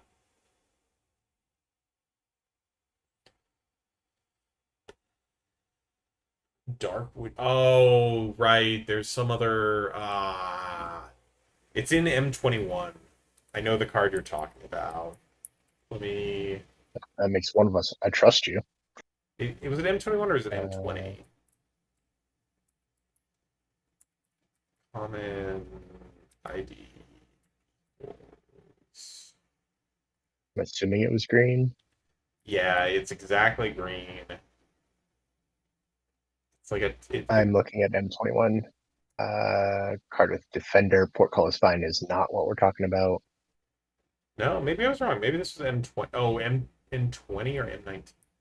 I remember this card. Like it's here we go.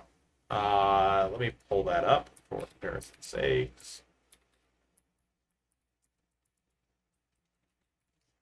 Brightwood Tracker. So this one's a static 6. You look at the top 4, but you only can reveal a creature from it. Huh. Are these supposed to be like flip versions of one another? Also been running Deepwood Denizens, playing quite well. 3 mana, 3 power, green plus a keyword, plus maybe card draw. So, yeah. I mean, honestly, like 3 mana, 3/2 vigilance is not terrible. Like, that's kind of just a fine body. Yeah. Maybe it's my turn to be added distracted here. Yeah, it's interesting.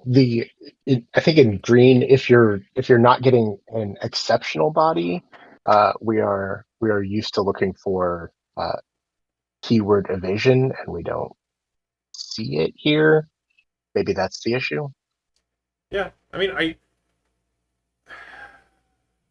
yeah. I don't know.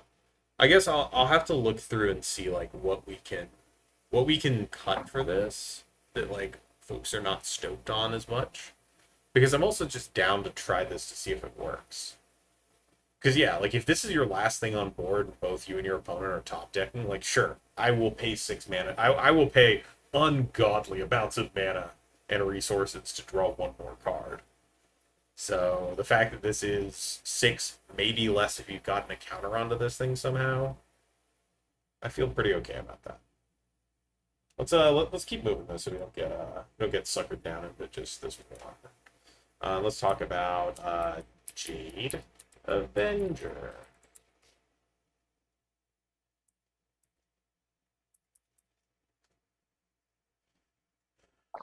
Um, Jade Avenger is bear with another sense keyword.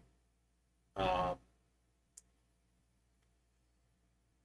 yeah, I think this card is good, and I think it makes aggro decks absolutely miserable in a way that I it's that's the catch. I see impose all. I see this and it's like, yeah, this is a great card to turn sideways with. And then someone pointed out, oh, you can just leave this thing back and like aggro decks just lose a creature a turn to it. Um, like this thing just punishes any deck that's more aggressive than you in like a very brutal way. Um, because a 4/4 is just for aggro decks like is huge. And red does have ways to like mitigate blockers, but man, I am unsure about this one given the least charitable reading of this. I feel some Yeah, kind of way about it.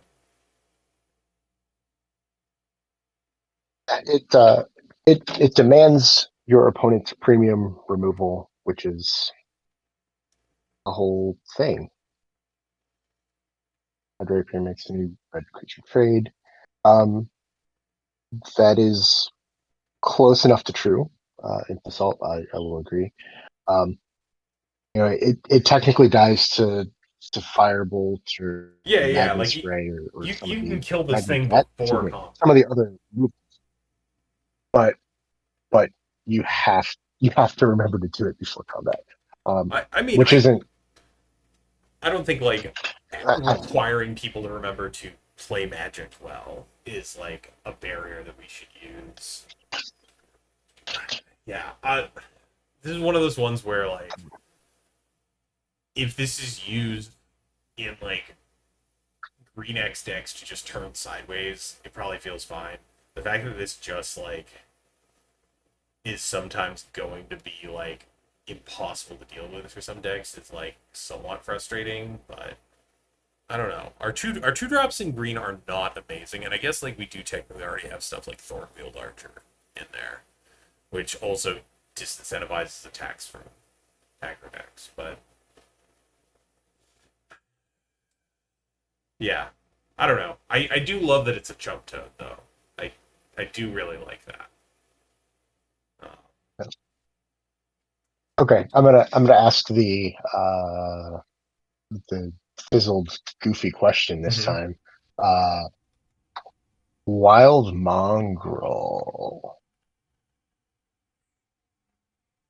What about it? Uh, it, do we consider this more or less unreasonable than wild mongrel? Is functionally the question. That is an interesting question. There's there's no mana cost for changing combat math, although the combat math always changes in a predictable manner with Yeah, Jade Avenger.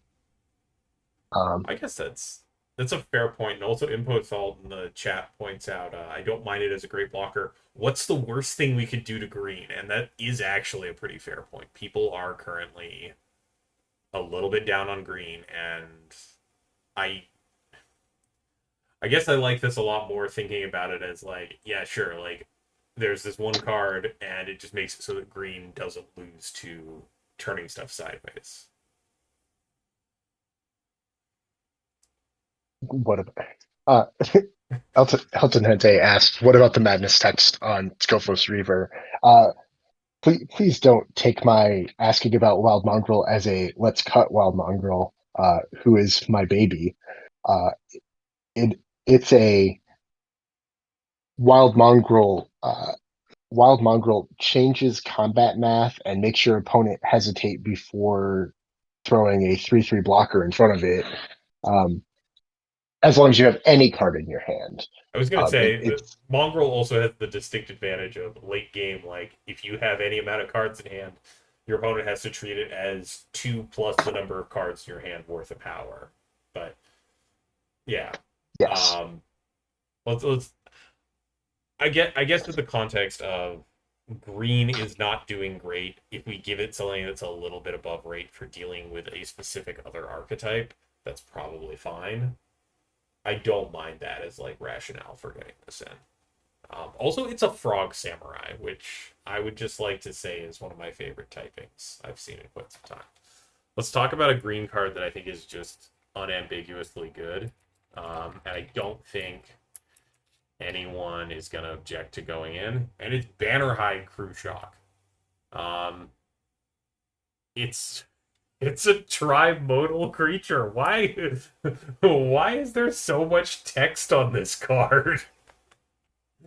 Like I love the fact that it's It's the like Modern Horizons problem.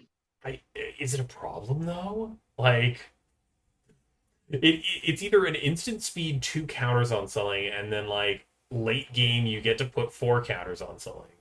Or it's just an on curve 4/4 with trample that when it dies you get to do something with it. Like if you have any recursion, you can keep reinforcing stuff if that's like the best course of action for you. I think this card is really good and I want to play it. And almost as team would have did it. Yeah, yeah. I mean that the counters deck very much is a density deck once you start involving lords and cares about counters cards.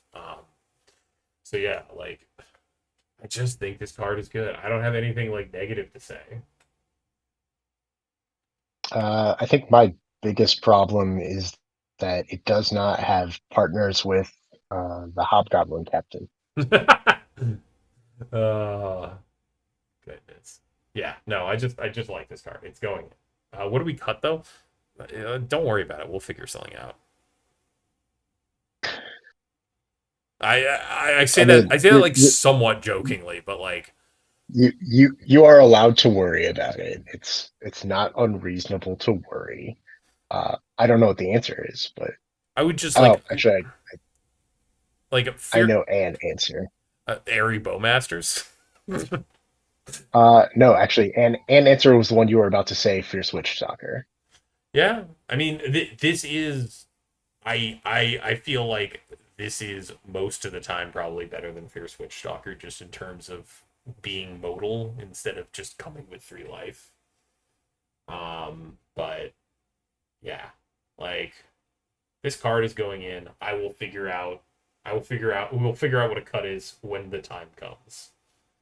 Um, let's talk about a card that I didn't like and I'm still not huge on, but understand that the will of the people is that they like this thing. It's Urban Daggertooth. So it's 4/3 vigilance, and whenever it gets dealt damage, you proliferate. Um, I I don't like Enrage. I think it's like one of those abilities that gets gets a little bit weird to me. Um, that said, I I'm down to give this a try. I don't know what's gonna come out for it. I'm sure there's something in here that we put in on probationary status that like I'm not wild on anymore from general opinion. But that said, like super hard to control how and when it triggers. You almost need to play a stupid one. So I mean, are I guess my thought here is right. Like obviously your opponent is not going to attack their 1/1 token into a 4/3 without pestilence combo. Yeah, like you can. Oh, huh. Yeah, if this gets one counter on it, you can just activate Pestilence as much as you like, as much as you have black mana for. Huh. Interesting. Yeah, Golgari mid-range infinite combo, Just, like you do. Uh, you just got to get that first counter on there. The crew shock, crew shake. I'm never going to be able to pronounce that name, which is a shame because I bet that card's going to be in the cube forever. all right. I'm going to put something cursed on the screen. Pentad Prism. If you want to go real deep on your cube, you can Urban Daggertooth, Pestilence, Pentad Prism, and deal infinite damage to everything. Or unbounded damage, I should say. I'm going to remove that card from this Okay, but you have to remember to give it. You have to remember to give it life or give pestilence lifelink. I don't know. Well, hopefully they still have more life than them. But yeah, so Daggertooth for me, the big thing is like it will probably trigger once before it dies, and it's very like sure this does also just get in for 4 if they don't want to block it, but that also assumes that they don't just leave back selling with 3 power. It's a very tricky balance here, and when we're going through and we're doing the big old figure out what we give Daggertooth trample swing in an unreasonable size too. Yeah, L10 Hente, that is Overgrown Armasaur is a non-zero part of why I am down on this card. Um, because it was always one of those things where it felt like Enrage just meant this will never have a profitable combat where it's not just trading. That's kind of how this feels. That said, uh, they also have the distinct downside of if you just remove them, like if you just cast a Doomblade or cast down at this, it's just nothing. It's a nothing creature. Um, but yeah, I this is on my radar. I understand that people were bigger on it than I was, and if there is space, and I would like, and the two of us decide that like this is something we would like to try, sure. But let's talk about a card that actually almost everyone liked. Let me see. Yeah, there were 0 negative votes for the big grizzly lad itself, Owlbear. Um, let me actually can I pull up? Yeah, I can get the good one. There we go. Um, good art. No, yeah, the good art. Yeah. Yeah, James, probably. It's probably just like the most unambiguously haha card good. Yeah, 4/4 trample for 5 is already fine-ish. Like you're not excited about that, but just cantripping and like replacing itself is pretty good. Um, card is just way too. I think it's just fine is the thing. Like I don't think this is a busted card. I just think it's very good.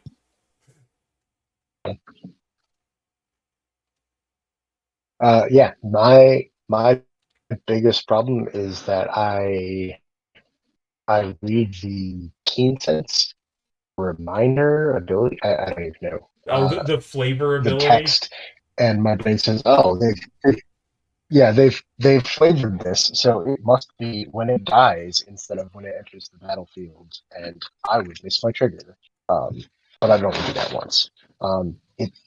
It's a good card. I don't know. I do, however, disagree respectively or respectfully. Excuse me. This is Oh, with the not the art. best card in the Q&A because oh no, it's because Jade Guardian exists, and we most of our discussion about Jade Guardian was, is this card too good? This is just exactly good enough. Exactly good enough that there's nothing negative I can say. I can't ask, is this too good? Because it's just right. Fair. All right, let's move on to another green card that folks were pretty up on as well. I believe this was one of our top options.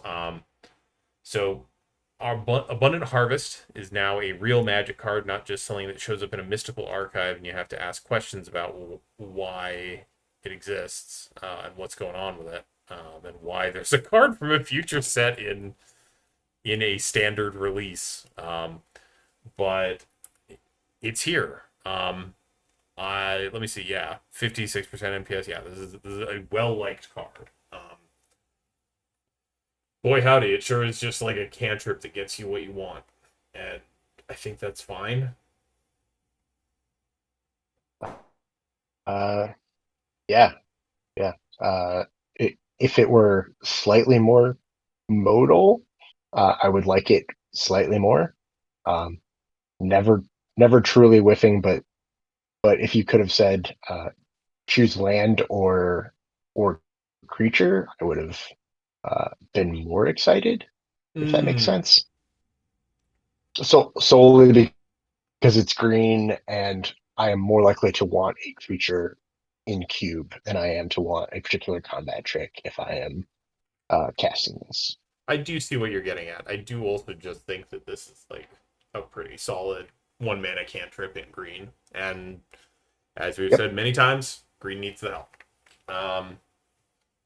All right. I think that yeah, that finishes off green for today. It's time to go over to gold cards. Um, that means more goblins.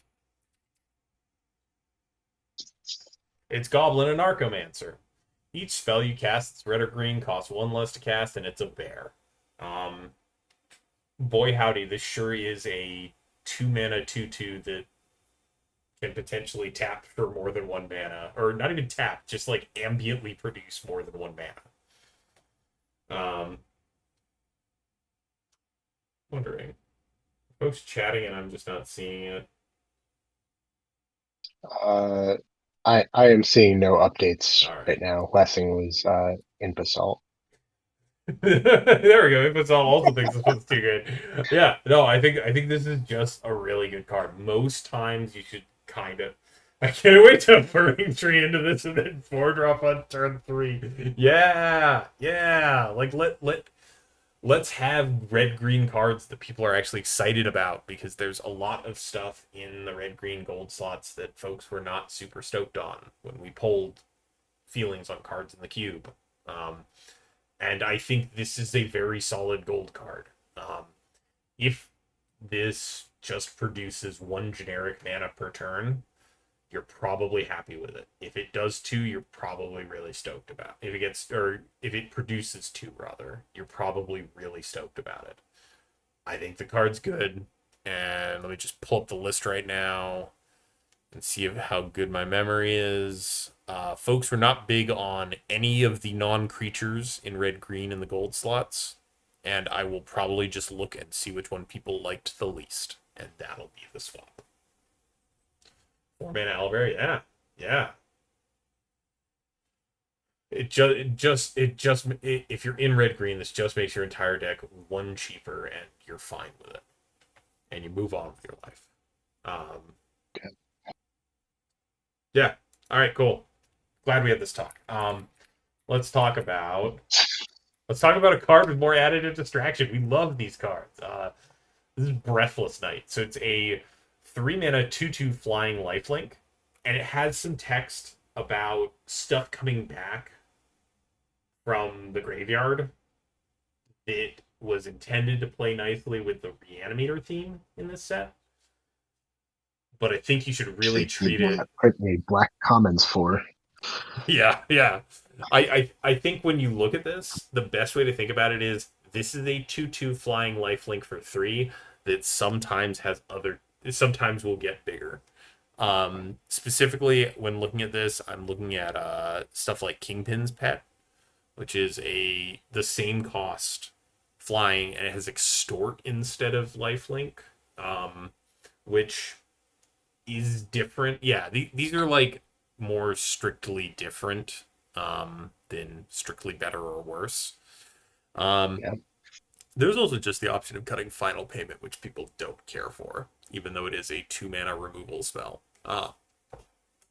it is a very good removal spell, but it doesn't advance the board, and with less interesting aristocrat stuff going on. Excuse me, in Selesnya, I could see that cut being super fair. Let's see. Let me just. Oh wait, hold on. I have the wrong wording here. Uh,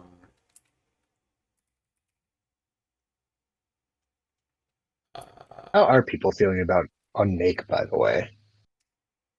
I believe that I it's in know I a looked at it a similar little bit, realm. but yeah.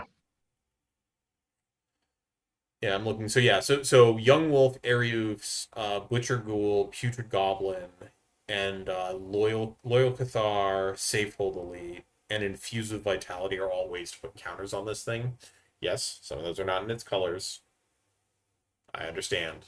Um, I think this is one where like the base rate of 3 mana 2/2 flying lifelink is something I'm fine with including as a gold card, and sometimes it's better. That's kind of the gist of this for me.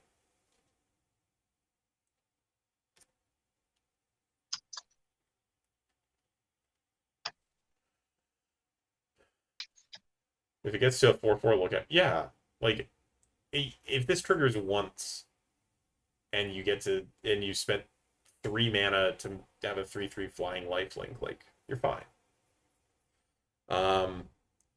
I don't think there's any. Do we? Oh, you know what? There's one other card I forgot about. This triggers off of Voracious Typhon. Oh yeah. Yeah. Things that escape, Yep. Yeah, this and triggers off of also Escape. potential undying evil effect that I've forgotten Yes. about or forgotten the name Feign of. Death. Excuse me. I will memorize it. Feign death. Yes. But yeah, I think this is one of those ones Two where like flying does win games. it's mostly additive distraction when you should just look at like the stats and good evergreen keywords. But let's continue on. We also have Yeah. Chrome Courier. This is a card I'm not super excited about, but there's a very good reason it's here, and that reason is exactly Feeling of Dread does not feel like it fits into this color pair anymore, and this does. Um, the artifact text is mostly additive distraction again. This is mostly just a sleight of hand where one goes to the bin, which is arguably better than sleight of hand. Um, that said, like I'm a big fan of just 3 mana, draw a card, and do something else. I don't know. That's me personally. I don't know if you have a different feeling on this, Fizzled. Um, sorry, I'm trying to think because I was not contemplating this card in the same way. My eyes apparently they skimmed right over it in the list. Also, read Breathless Light Night. I'm still thinking about Seraph of Dawn and how that is Copper Bane's flare. Yes. Um, Yes. uh, God, Chrome Courier is fine. It's perfectly reasonable. We don't get Thunder Spirit. I don't know. Like I'm trying to think of what I want more, and I mean Someone artifact text is someone else has pointed out goofy. Silver Drake as another potential option. Um, and someone else has pointed Azorius out Knight Azorius Knight Arbiter, I remember not as great. That's the 2/5 Silver Drake I feel like vigilance was better. can't be blocked, I think, if I remember correctly. Mm, So it's more that for Azorius Net Arbiter, it's for me it's less about being a good card and more like not indicating what the color pair is wanting to do. I don't mind Silver Drake as like an option for this color pair. But Chrome Courier did catch my eye because I am the number one fan of 3-drop with minimal body that draws cards. Um, but yeah, I yeah. would also be very down for Silver Drake for clarity's sake. Like it is a 3-mana 3/3 that buys back. Let's see. What do we have at 2 that might I guess you can buy back your man, there's not a lot of good ETBs at 2. I'm actually looking through all of our 2s and like Omen Speaker. Deputy of Acquittals. Yeah, you can buy back your Deputy I, Acquittals. I'm kidding. Fairy Seer. Uh, Airseer is fantastic. Oh, you know what card this makes good? Of What? course, Skyfisher. Yeah, just chaining those core Skyfisher so that I can buy back a land later when I need to recast my Skyfisher. 3-bit inspector. There we Yep. go. Thank you. I knew I was missing one here, but yeah. Yeah, I would be totally down for trying out Silver Drake as something that is in the vein of Deputy of Acquittals. This is a mandatory trigger. Um, if folks have never played with these, I guess we have Cavern Harpy in, right? Like Yeah. the best of the gaining creatures. Um, but let's continue on. More gold cards. Next up is Gray Keeper. Um, I have for years maintained that all swirl cards are silly. Um, this one's still kind of silly, but boy howdy, it sure is a whole mess of bodies for 4 mana. Um, Do you perhaps mean 5 mana? 5 mana. Sorry, I can't read. Okay. It's a bit of a No, problem, but you know. words are hard. So mainly we have Putrid Leech and Desecrator Hag, which are both like things people repeatedly have said are like kind of weird in as to where they are. Um, boy, is this better than it looks. How good do you think it looks though? Like I think this looks like a reasonable Magic card because you just play it out and if it dies, you're in green black. You have some way to bring it back. Like you Well, know, the answer is you managed to cast Feign Death before your opponent cast there you go. Chain Lightning. Big So brain, big brain. Um, but yeah, like this just synergizes well with a color pair that has a bunch of recursion, and eventually those 1/1s that can be pumped up to 2/1 menaces are gonna kill people. Looks like 6/7 plays like an 8. Yeah, I mean, I for me the at this point with how many cards we have access to, like the deltas there are getting smaller and smaller every year. According to the community at large, it is a 6.78 out of 10, but that is obviously an unscientific measurement. And but yeah, it does have a reasonable net promoter score in terms of like consensus opinion on it. But yeah, I like the Drake Keeper. I'm probably gonna push for us to put this in over one of the other Golgari cards that doesn't really indicate what the color pair does. Um, all right, next up, I did want to talk about this card. Um, it's Wave Sifter. Is it Basic Island? No, That's not Basic Island. it's Wave Sifter.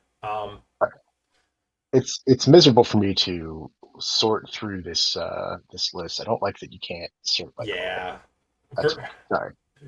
Sorry. for folks who are not one of the two of us, we put together a list in a very terrible format.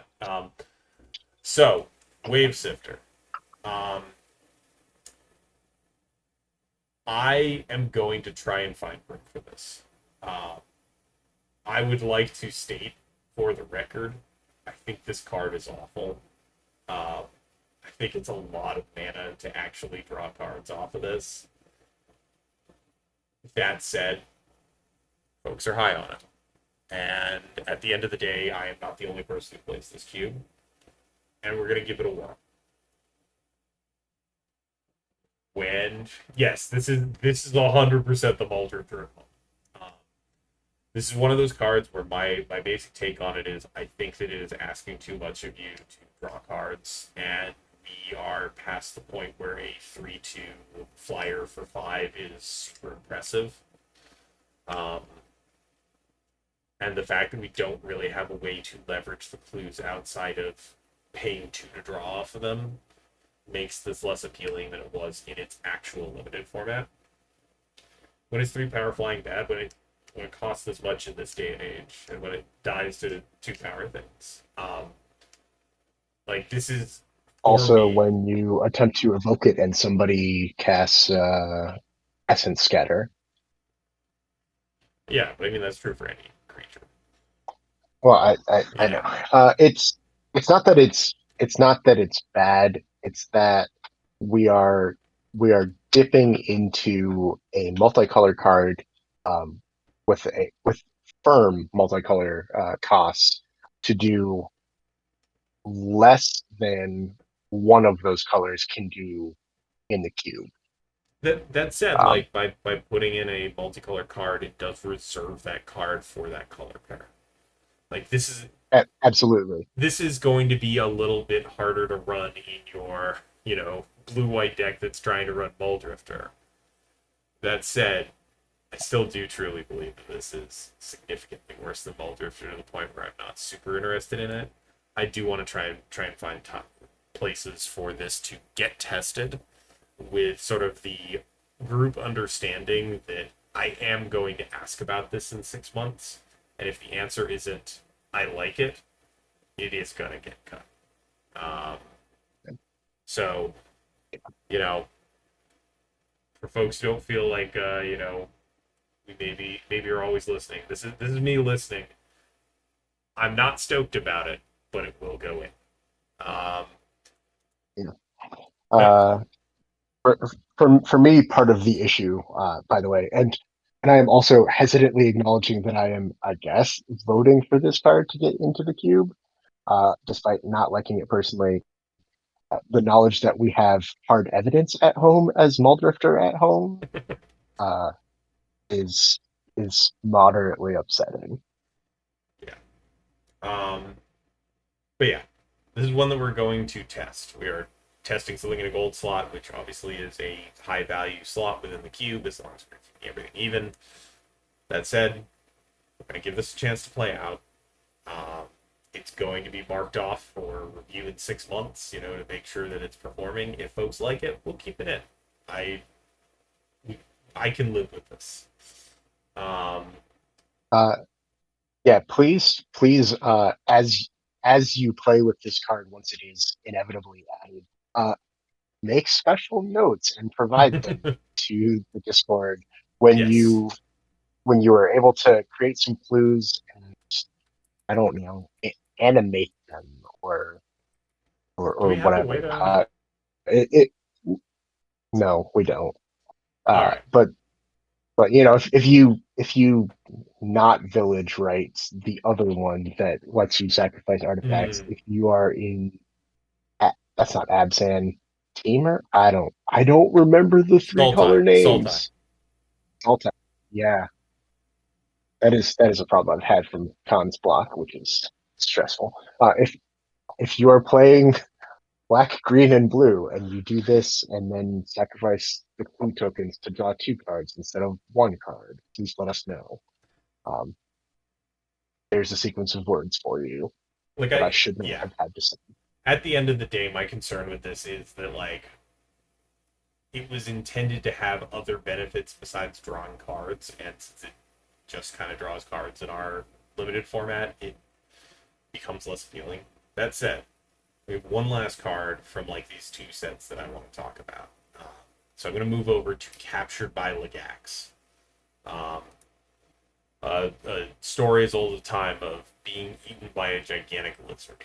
Um, Green White still has some, you know, older cards in there that were there from a time where it was supposed to be a go wide pair.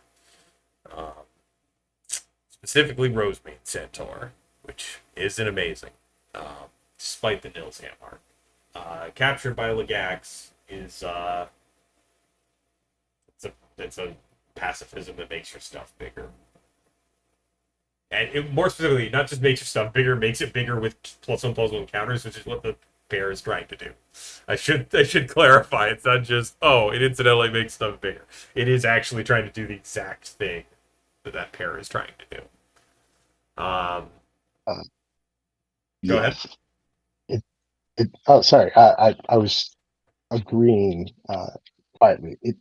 This is a delight of a card, and I don't know. The art is spectacular, at least for me. Yeah, yeah, yeah. I like this a lot, and I think most people were very positive on it. I think this might have been the most liked card in all of Modern Horizons. It was. We had 71 votes for that poll, and it had one negative. So I feel like we're just kind of bound by nature to include this, and I'm not gonna complain or drag my feet along the way. All right, that brings us to the end of Modern Horizons 2 stuff as well as Adventures in the Forgotten Realms. I have a couple of other things I want to check in on, and I'm doing these in the order that they're written in my notebook.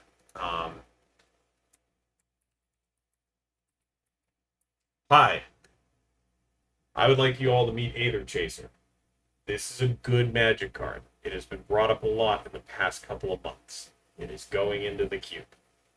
It is a big, like it's a piker with first strike. That's enough. The fact that it also gets to get a 1/1 if you manage to attack with it, it's great. This is one that we had overlooked. It was pulled out of the cube before the committee was established, I believe, and Yes. it's just a good magic card. It's just going in. Another one that I wanted to check a pulse on.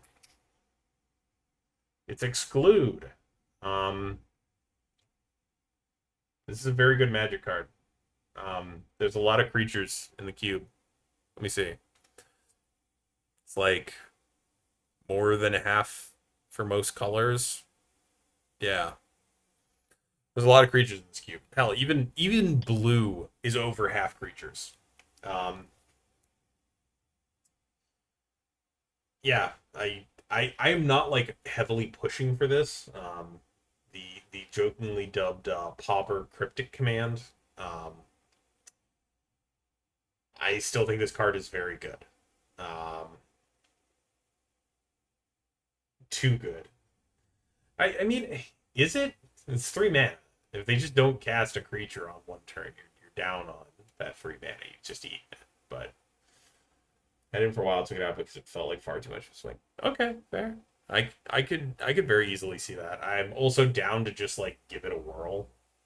Um, yeah.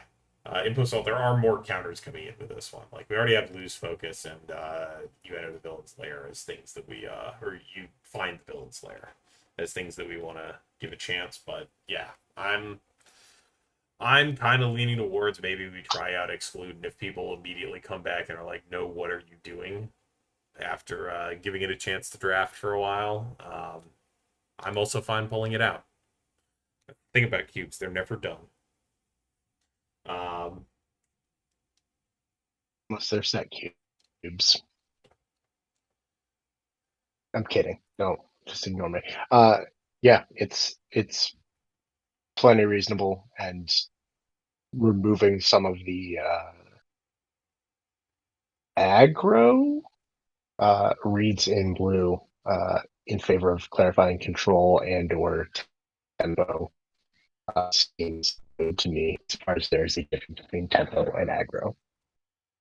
yeah. I like exclude. I cannot say the word though. All right, let's talk about some other. I also Oh, agree with you, Speedy. Original art is best. yes, I've pulled that up for that reason. I do like that after all these years, Teferi still gets the flavor text. I think that's cute. But continuing onwards, some folks have brought up Gustwalker. It's a very good bear. It's a bear that sometimes is a 3/3 and flies. This was an absolute banger in Amonkhet Limited. Um, I would very much like to review this, and I have one other card here that is also worth talking about. I'm gonna pull up our nice little double card here. So this and Topin Freeblade are both like, um, I will say legendary within their respective limited formats. Topin Freeblade notably because it was absolutely busted in Origins draft, and if you didn't have a way to remove it. Yeah, folks seem to be very positive on both of these, so I will make big old notes here indicating that these are cards people want to see in the cube. I get it. Thank you. I'm also glad to hear confirmation that folks are Reblade with the top tier art. It is really gorgeous art. There are definitely some enthusiastic responses in the chat. In the event that you are watching this later, you cannot see the chat easily. Um, I won't read them all. People like these cards. No Walker before Topin. I'm totally down to put both of these in. I think is the thing. I'm probably just gonna say maybe both of them go in. So, yeah, why not both? You know. Another one I wanted to bring up was one that folks have suggested for supporting blue green. It's temporal spring. Temporal. I don't know what the proper pronunciation here is. I think you can put the emphasis wherever you'd like in the word. Fair. Yeah, boy howdy, Temporal Spring is a doozy of a magic card. It is just target permanent. This does hit lands. Um, that can be a bit brutal. Uh, this is kind of in the same realm as Recoil in terms of boy howdy, this can really feel like a punch to the gut. Um, that said, Simic is currently sitting pretty low in terms of color pairs people like to play, and this is a quite good magic card. So I'm kind of tempted to just put this in. I don't know if folks in chat have opinions on this or you, Fizzle. It's open season for takes on this.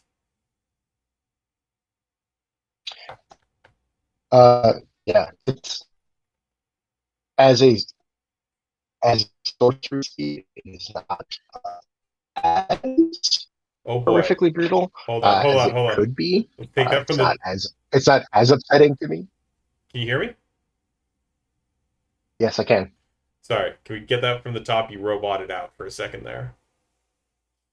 Oh, sorry. Let's see if I am not roboting out. I was looking at something on my phone like an idiot. And that thing was, by the way, the change log in the cube list. Yeah, so I uh, basically think that it is not as brutal, question mark. Uh, Words that will come back to haunt me as recoil, because it's not an instant. Um, Yes. like you're telegraphing what you're removing, even though you are messing up your opponent's next draw, um, instead of just making them discard the card that you made them lift up. Uh, it's it's pretty. How do I say it? The thing that I appreciate the most about Temporal Spring right now is that, unlike the two of the cards currently in Cynic, uh, it requires, yeah, it requires an actual colored commitment to both colors, Mm. um, which to me is a net positive, um, even if there are potentially power level concerns. Yeah. Um, but those power level concerns are things that we can find out when people get back to us with whether we've added a miserable card to play with or against. Now, just as a slight sidetrack, I am hoping that eventually we see as we have seen Recoil and Denrova Horror, I would very much like to see the Temporal Spring version of Denrova Horror. But then again, I might be a monster for this. It doesn't permanently get rid of something. El Tangente, have you ever played with this card? It lets you just complete it. This is a lot closer to Time Walk than you want it to be. Um, Yeah, it doesn't get rid of something permanently, but it it it does do quite a bit. it does more than it does more than it seems like it does. Uh, based on having played this in high school on the cafeteria tables, this you know that the inevitable Sarah Angel is coming out Oh on turn no. five, Oh and no, you're and dating now, us. yes, I know. Well, I'm not. I didn't say you. I just said me. Oh Uh, no, no, no. this putting a land. I have a much worse justification for this, and it's I have played this in Cube not that long ago. But that said, this is much better when you have Karus in a cube. So for folks who have forks with those, it can be really good. This can also like return a tap duel to the top of the deck and make it so that their draw next turn is bad, and also they don't have that mana available. Temporal Spring is a doozy of a magic card, and I would. We take 3 mana every turn to do it. Yeah. So this can also just like take whatever they cast on their last turn and put it on top, and you know. Yeah. One of the things that specifically I remember is back in the day, Mana Vault and Mana Crypt were cards that we were playing on cafeteria tables. Oh, good lord. Don't judge us. Uh, yeah, without sleeves, love it. And somebody's Mana Vault is now tapped, and their Sarah Angel or whatever it is, their expensive thing is back on top. Uh, you have you have created a very slow clock for them, but also they're not going to be able to. They're not drawing lands next turn. They're not Yeah. able to recast the threat that they accelerated out early. And I don't know, you have Llanowar Elves because you did this on turn 2 or turn 3. You are able to do something, even though they are not. It, in a constructed style deck, this card can do a lot. I don't know if this sees playing proper constructed right now. I'm sure it doesn't actually, Yeah. Yeah. but it, That constructed format's in a bit of a rough spot at the moment. So, yep, that's fair. all right, cool. Let's talk about Fairy Duelist. Folks have recommended this as maybe a replacement for the Death Parrot. Uh, El Tangente, I don't know what foils are at for that magic card. I would be terrified by it. Apocalypse foils are very, very good. or very very expensive rather. Yeah, Fairy Duelist. I kind of like this more than Carnivorous Death Parrot because it doesn't indicate that like Carnivorous Death Parrot's very aggressive of a body, and this is a bit more reactive. Um, I did really enjoy this for what it's worth in its limited format. Um, yeah, I don't know. I'm I'm at a bit of a loss with this one because I don't know how many. Let's actually see how many. So what? We need it to. If this is gonna flash out and block something. God, yeah, it's Uh, two power or less in order to block and let the thing survive. Or sorry, let it well survive. three or less, right? Oh, Because three power. yeah, My brain. Yeah. let's see, power less than four, and toughness equals one. Oh wow, that's actually throws back 65 cards. Goodness. That was more than I expected actually.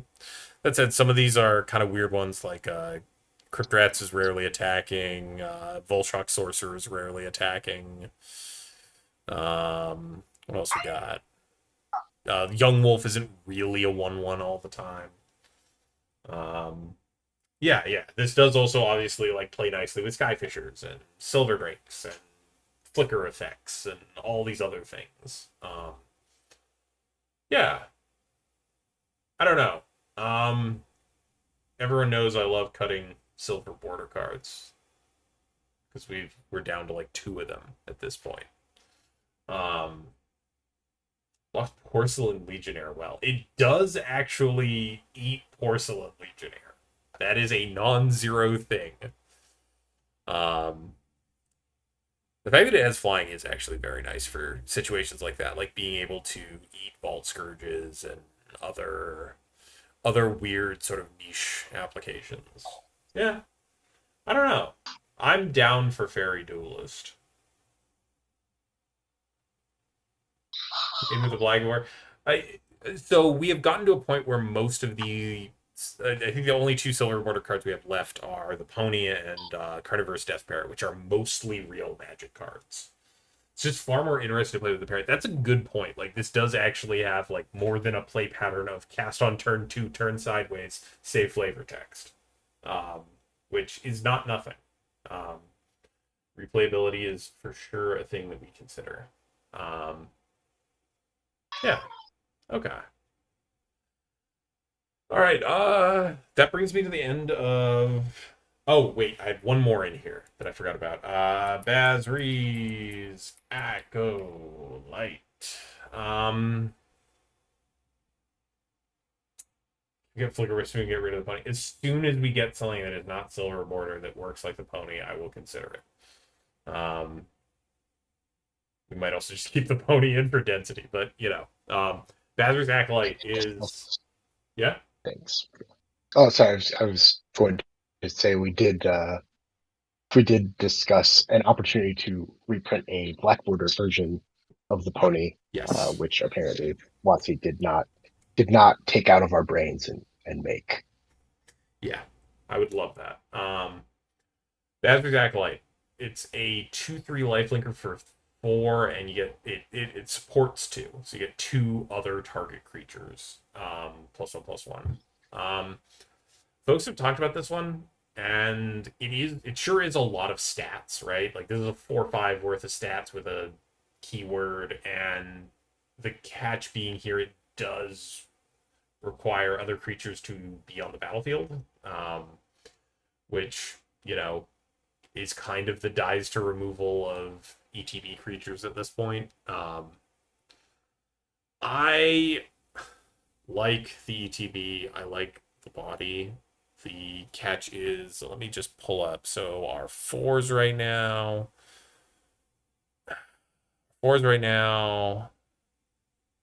We have a Baneslayer. We have two that We create another 2/2 vigilance. we have a lot of Battle Bane Screech. Slayers. Yes. Sorry. Sorry, I mean Seraph of Dawn Yeah, as yeah, opposed to exactly. one of Seraph the of Dawn. other. We've also got Guardian of the Guild Pact, something that not to start any fights here, but Guardian of the Guild Pact is a 4 drop. His Combat Professor, which is also kind of a Baneslayer ish kind of thing. Um, yeah, I could I could see us maybe playing around with this. And I would say don't be shocked if it doesn't get in, but also don't be shocked if it does. It's gonna come down to like us fidgeting behind the scenes and seeing what we like and what we don't. Um, but yeah, that brings me to the end of cards that I had laid out time to discuss. Folks in the chat, are there any other cards that you would like discussed during this Q&A period that you feel are worth having discussions about? With the caveat of we've already said we are not including cards that roll d20s and cards that utilize the dungeon mechanic because of complexity. But outside of that, any other magic cards that are common, now's your chance. Just get to ask about them.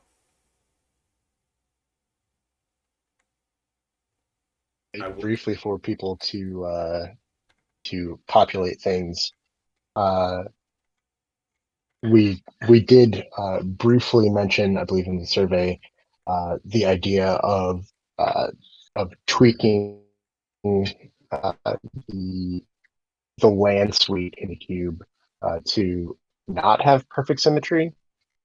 And sorry, I'm reading text.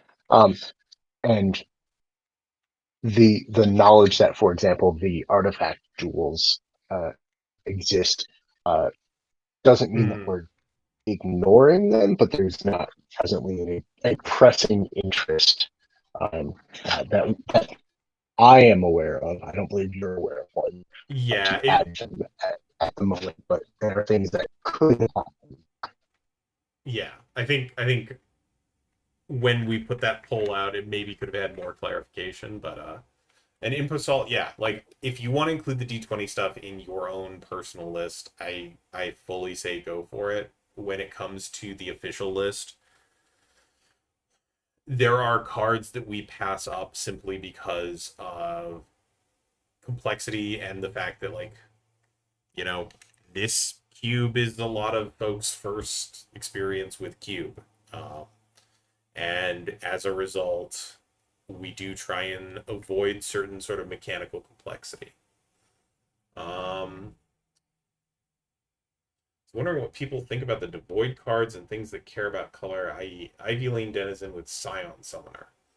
Uh, are you asking like, are we considering cutting these? Like, what's going on here? Because how many devoid I think cards do we maybe actually are have? they maybe asking probably just the two Eldrazi Sky Spawner is my guess, as well Yeah, as Silent Summoner. Summoner. Yeah, I guess I'm just asking for more clarification, Boomerang Squad.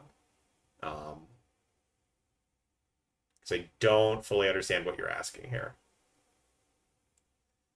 I think also Ivy Lane might be one of the only things in the list that cares about colors, but I could be mistaken about that. Oh, there is technically another thing that always cares about it, and people might forget. Guardian of the Guild Pack, you can block it with Yes, Cyan Summoner, you for can. example, but it wouldn't trigger Ivy Lane Denizen. Yeah, I think from my end, the that is like a slight side effect that occurs here, and I do feel like it perhaps isn't the most easily grokkable interaction, but I think it's fine for those to not trigger Ivy Lane. Uh, okay, so uh, I will ask the question that I think you're asking, Boomerang Squad. If you can clarify, are yeah, are you asking? Does it create feel bad moments and missed opportunities for new players or players who aren't familiar with Devoid?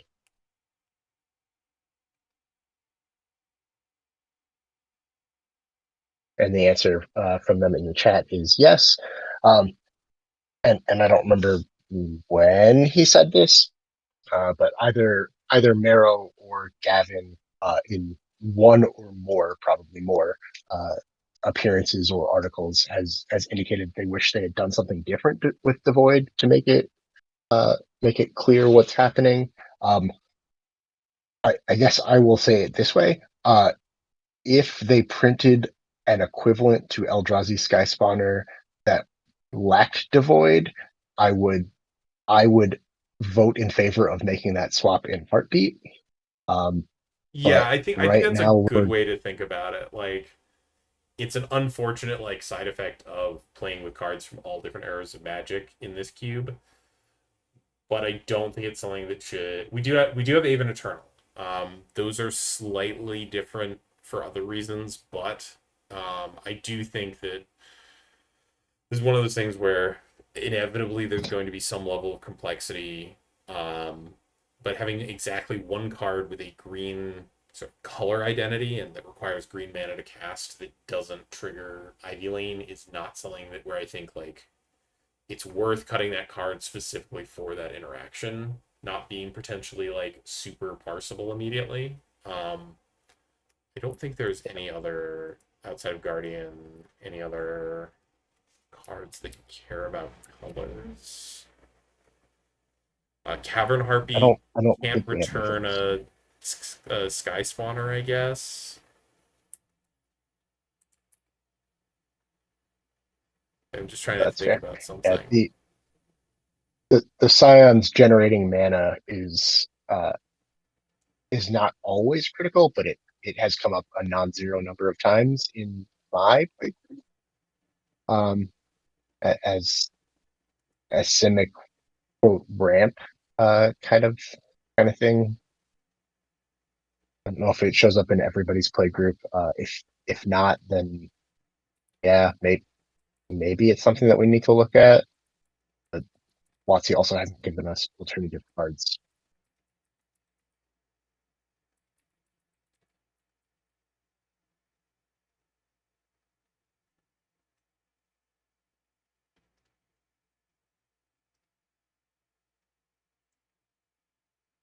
Boomerang, I think it's a reasonable. Boomerang says, okay, just something I was thinking about. It's totally reasonable to think about these things because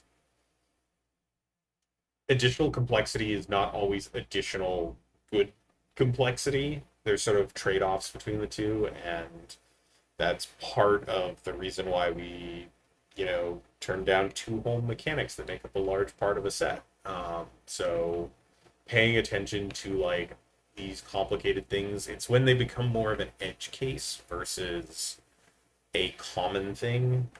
That's when we sort of start to think about the overall complexity of something. And with the example of, dungeons, we kind of talked and decided that adding 24 tokens for a handful of cards, or however, 3 times the number of dungeon cards that we have, was something we felt was additional overhead in a way that didn't reward us with really, really good cards as well. Um, and with D20s, it was just, it takes up extra space in the box and also adds an unmitigatable or a non easily mitigated form of variance. So, yeah. But thank you for bringing that up. Like, that is one of those like weird little corner cases that can totally come up and is maybe not exactly immediately parsable. And certainly we've dated ourselves talking about how long we've been playing. Uh, I I played through and to me, Devoid is just a thing that I know now. Um, it doesn't immediately come up for newer players. That's definitely something to be reminded of. All right. Any other things that folks in the chat would like discussions on while we're here? Um, Before we scurry off for the next 3 months to the next set, right? I think. The next announced set. Oh boy. Yeah, I know. I'm messing with you. Yes.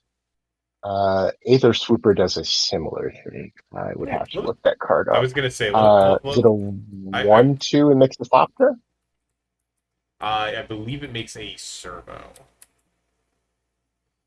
Yeah, so it's a storm crow that makes a thopter or a servo, excuse me.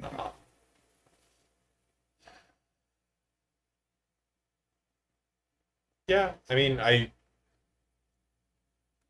think this is one where um, if you're comparing this to Sky Spawner, like the fact that this does need to attack to get the token, and on top of that is a less is a body that represents less of a clock in the air, are both negatives to this. I think the big thing for me is like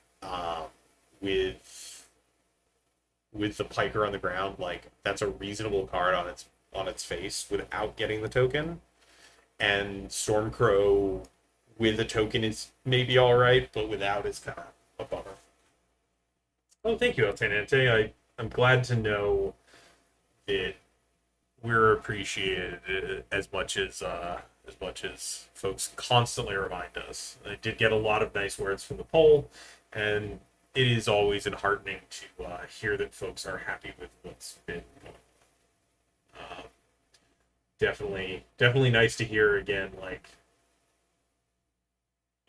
not just that we're not completely screwing up here, but also that folks are relatively happy with how things have been going. Yes, we definitely stepped into some impressive and experienced shoes, and I am constantly in in terror that we're making the wrong choices. Lava zombie. Oh no. This It's four 3 for 3 gating. and it can be pumped. Oh, it has fire breathing. It is a very bad fire breathing. I should clarify. And also just like absolutely bizarre art. Why do I recognize this name? Oh, it's not that. It's Dragon Engine fire breathing. Yeah. Oh, okay. Tom what is this? Ver- Wernerstrand? Okay, there's some classic art in this person's portfolio. Ooh, including an alt art traditional Chinese version of Phyrexian Scuba. Interesting. Um, yeah. I mean, anything that rebuys ETVs is generally pretty reasonable. I just don't. If this had like a keyword on it instead of this bad fire breathing, I might be convincible, but I'm I'm not 100% here for this one in the dark. Yeah, it seems like it would be a great opportunity for them to have printed Menace with the time machine. Yeah. But It's not a 4-1, it's a 4-3. So it's at least like a reasonably sized body. Like you have to use a real piece of removal to get rid of this thing, or block it with a non-zero body. worse than the worst card in Rakdos. I guess it depends on what that is to you. I mean, Uh, the general it consensus is that it's Spike Jester, a card that I still think people are think is worse than it actually is. I don't think it's amazing. I just don't think it's quite as bad. I don't think it's like an entire like I think 20 percentage points lower than any other card in the cube, but I still do understand the concern with it. Um Yeah, this was part of the reason why that poll that went out had questions about uneven color sections, and it's specifically for stuff like this where a card is a card that we have that is currently in the cube is worse than just not having that slot. devoted to it, and we'd rather just cut it and put in a monocolored card. Um, that said, I do I do want to respect the fact that folks pretty communally said no, we would prefer these numbers to be even. So Yeah. dies to being breathed on by a squirrel. Yeah, yeah. I mean, like, it's one of those things. If that comes down turn two and gets in for three, and your opponent doesn't have the removal for it, you know what? It can do some stuff. But I do get why people don't care for it because it is very dead late game. Um, all right. Anything else that folks? Oh, for Lava Zombie, it is a neat card. I don't know if a color pair that traditionally wants to be super aggressive is cool with returning its own creatures. I would have to do some checks on the two drops to see what ETBs we have and if those are worth rebuying.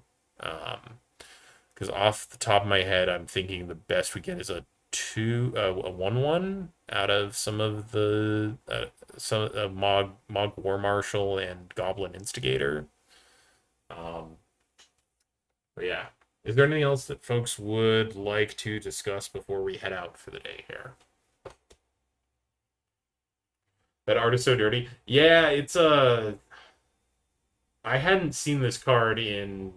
Wait, when did this release? This released in 2001. So probably 15, 18 years. It is not aged incredibly. I will say that much. All right, I'm gonna give folks a sort of a last call here. If folks have other stuff they'd like to discuss, I'm gonna give folks just a couple more seconds to type in whatever they need to. I don't get like the little so and so is typing at the bottom of the chat in this view. Um,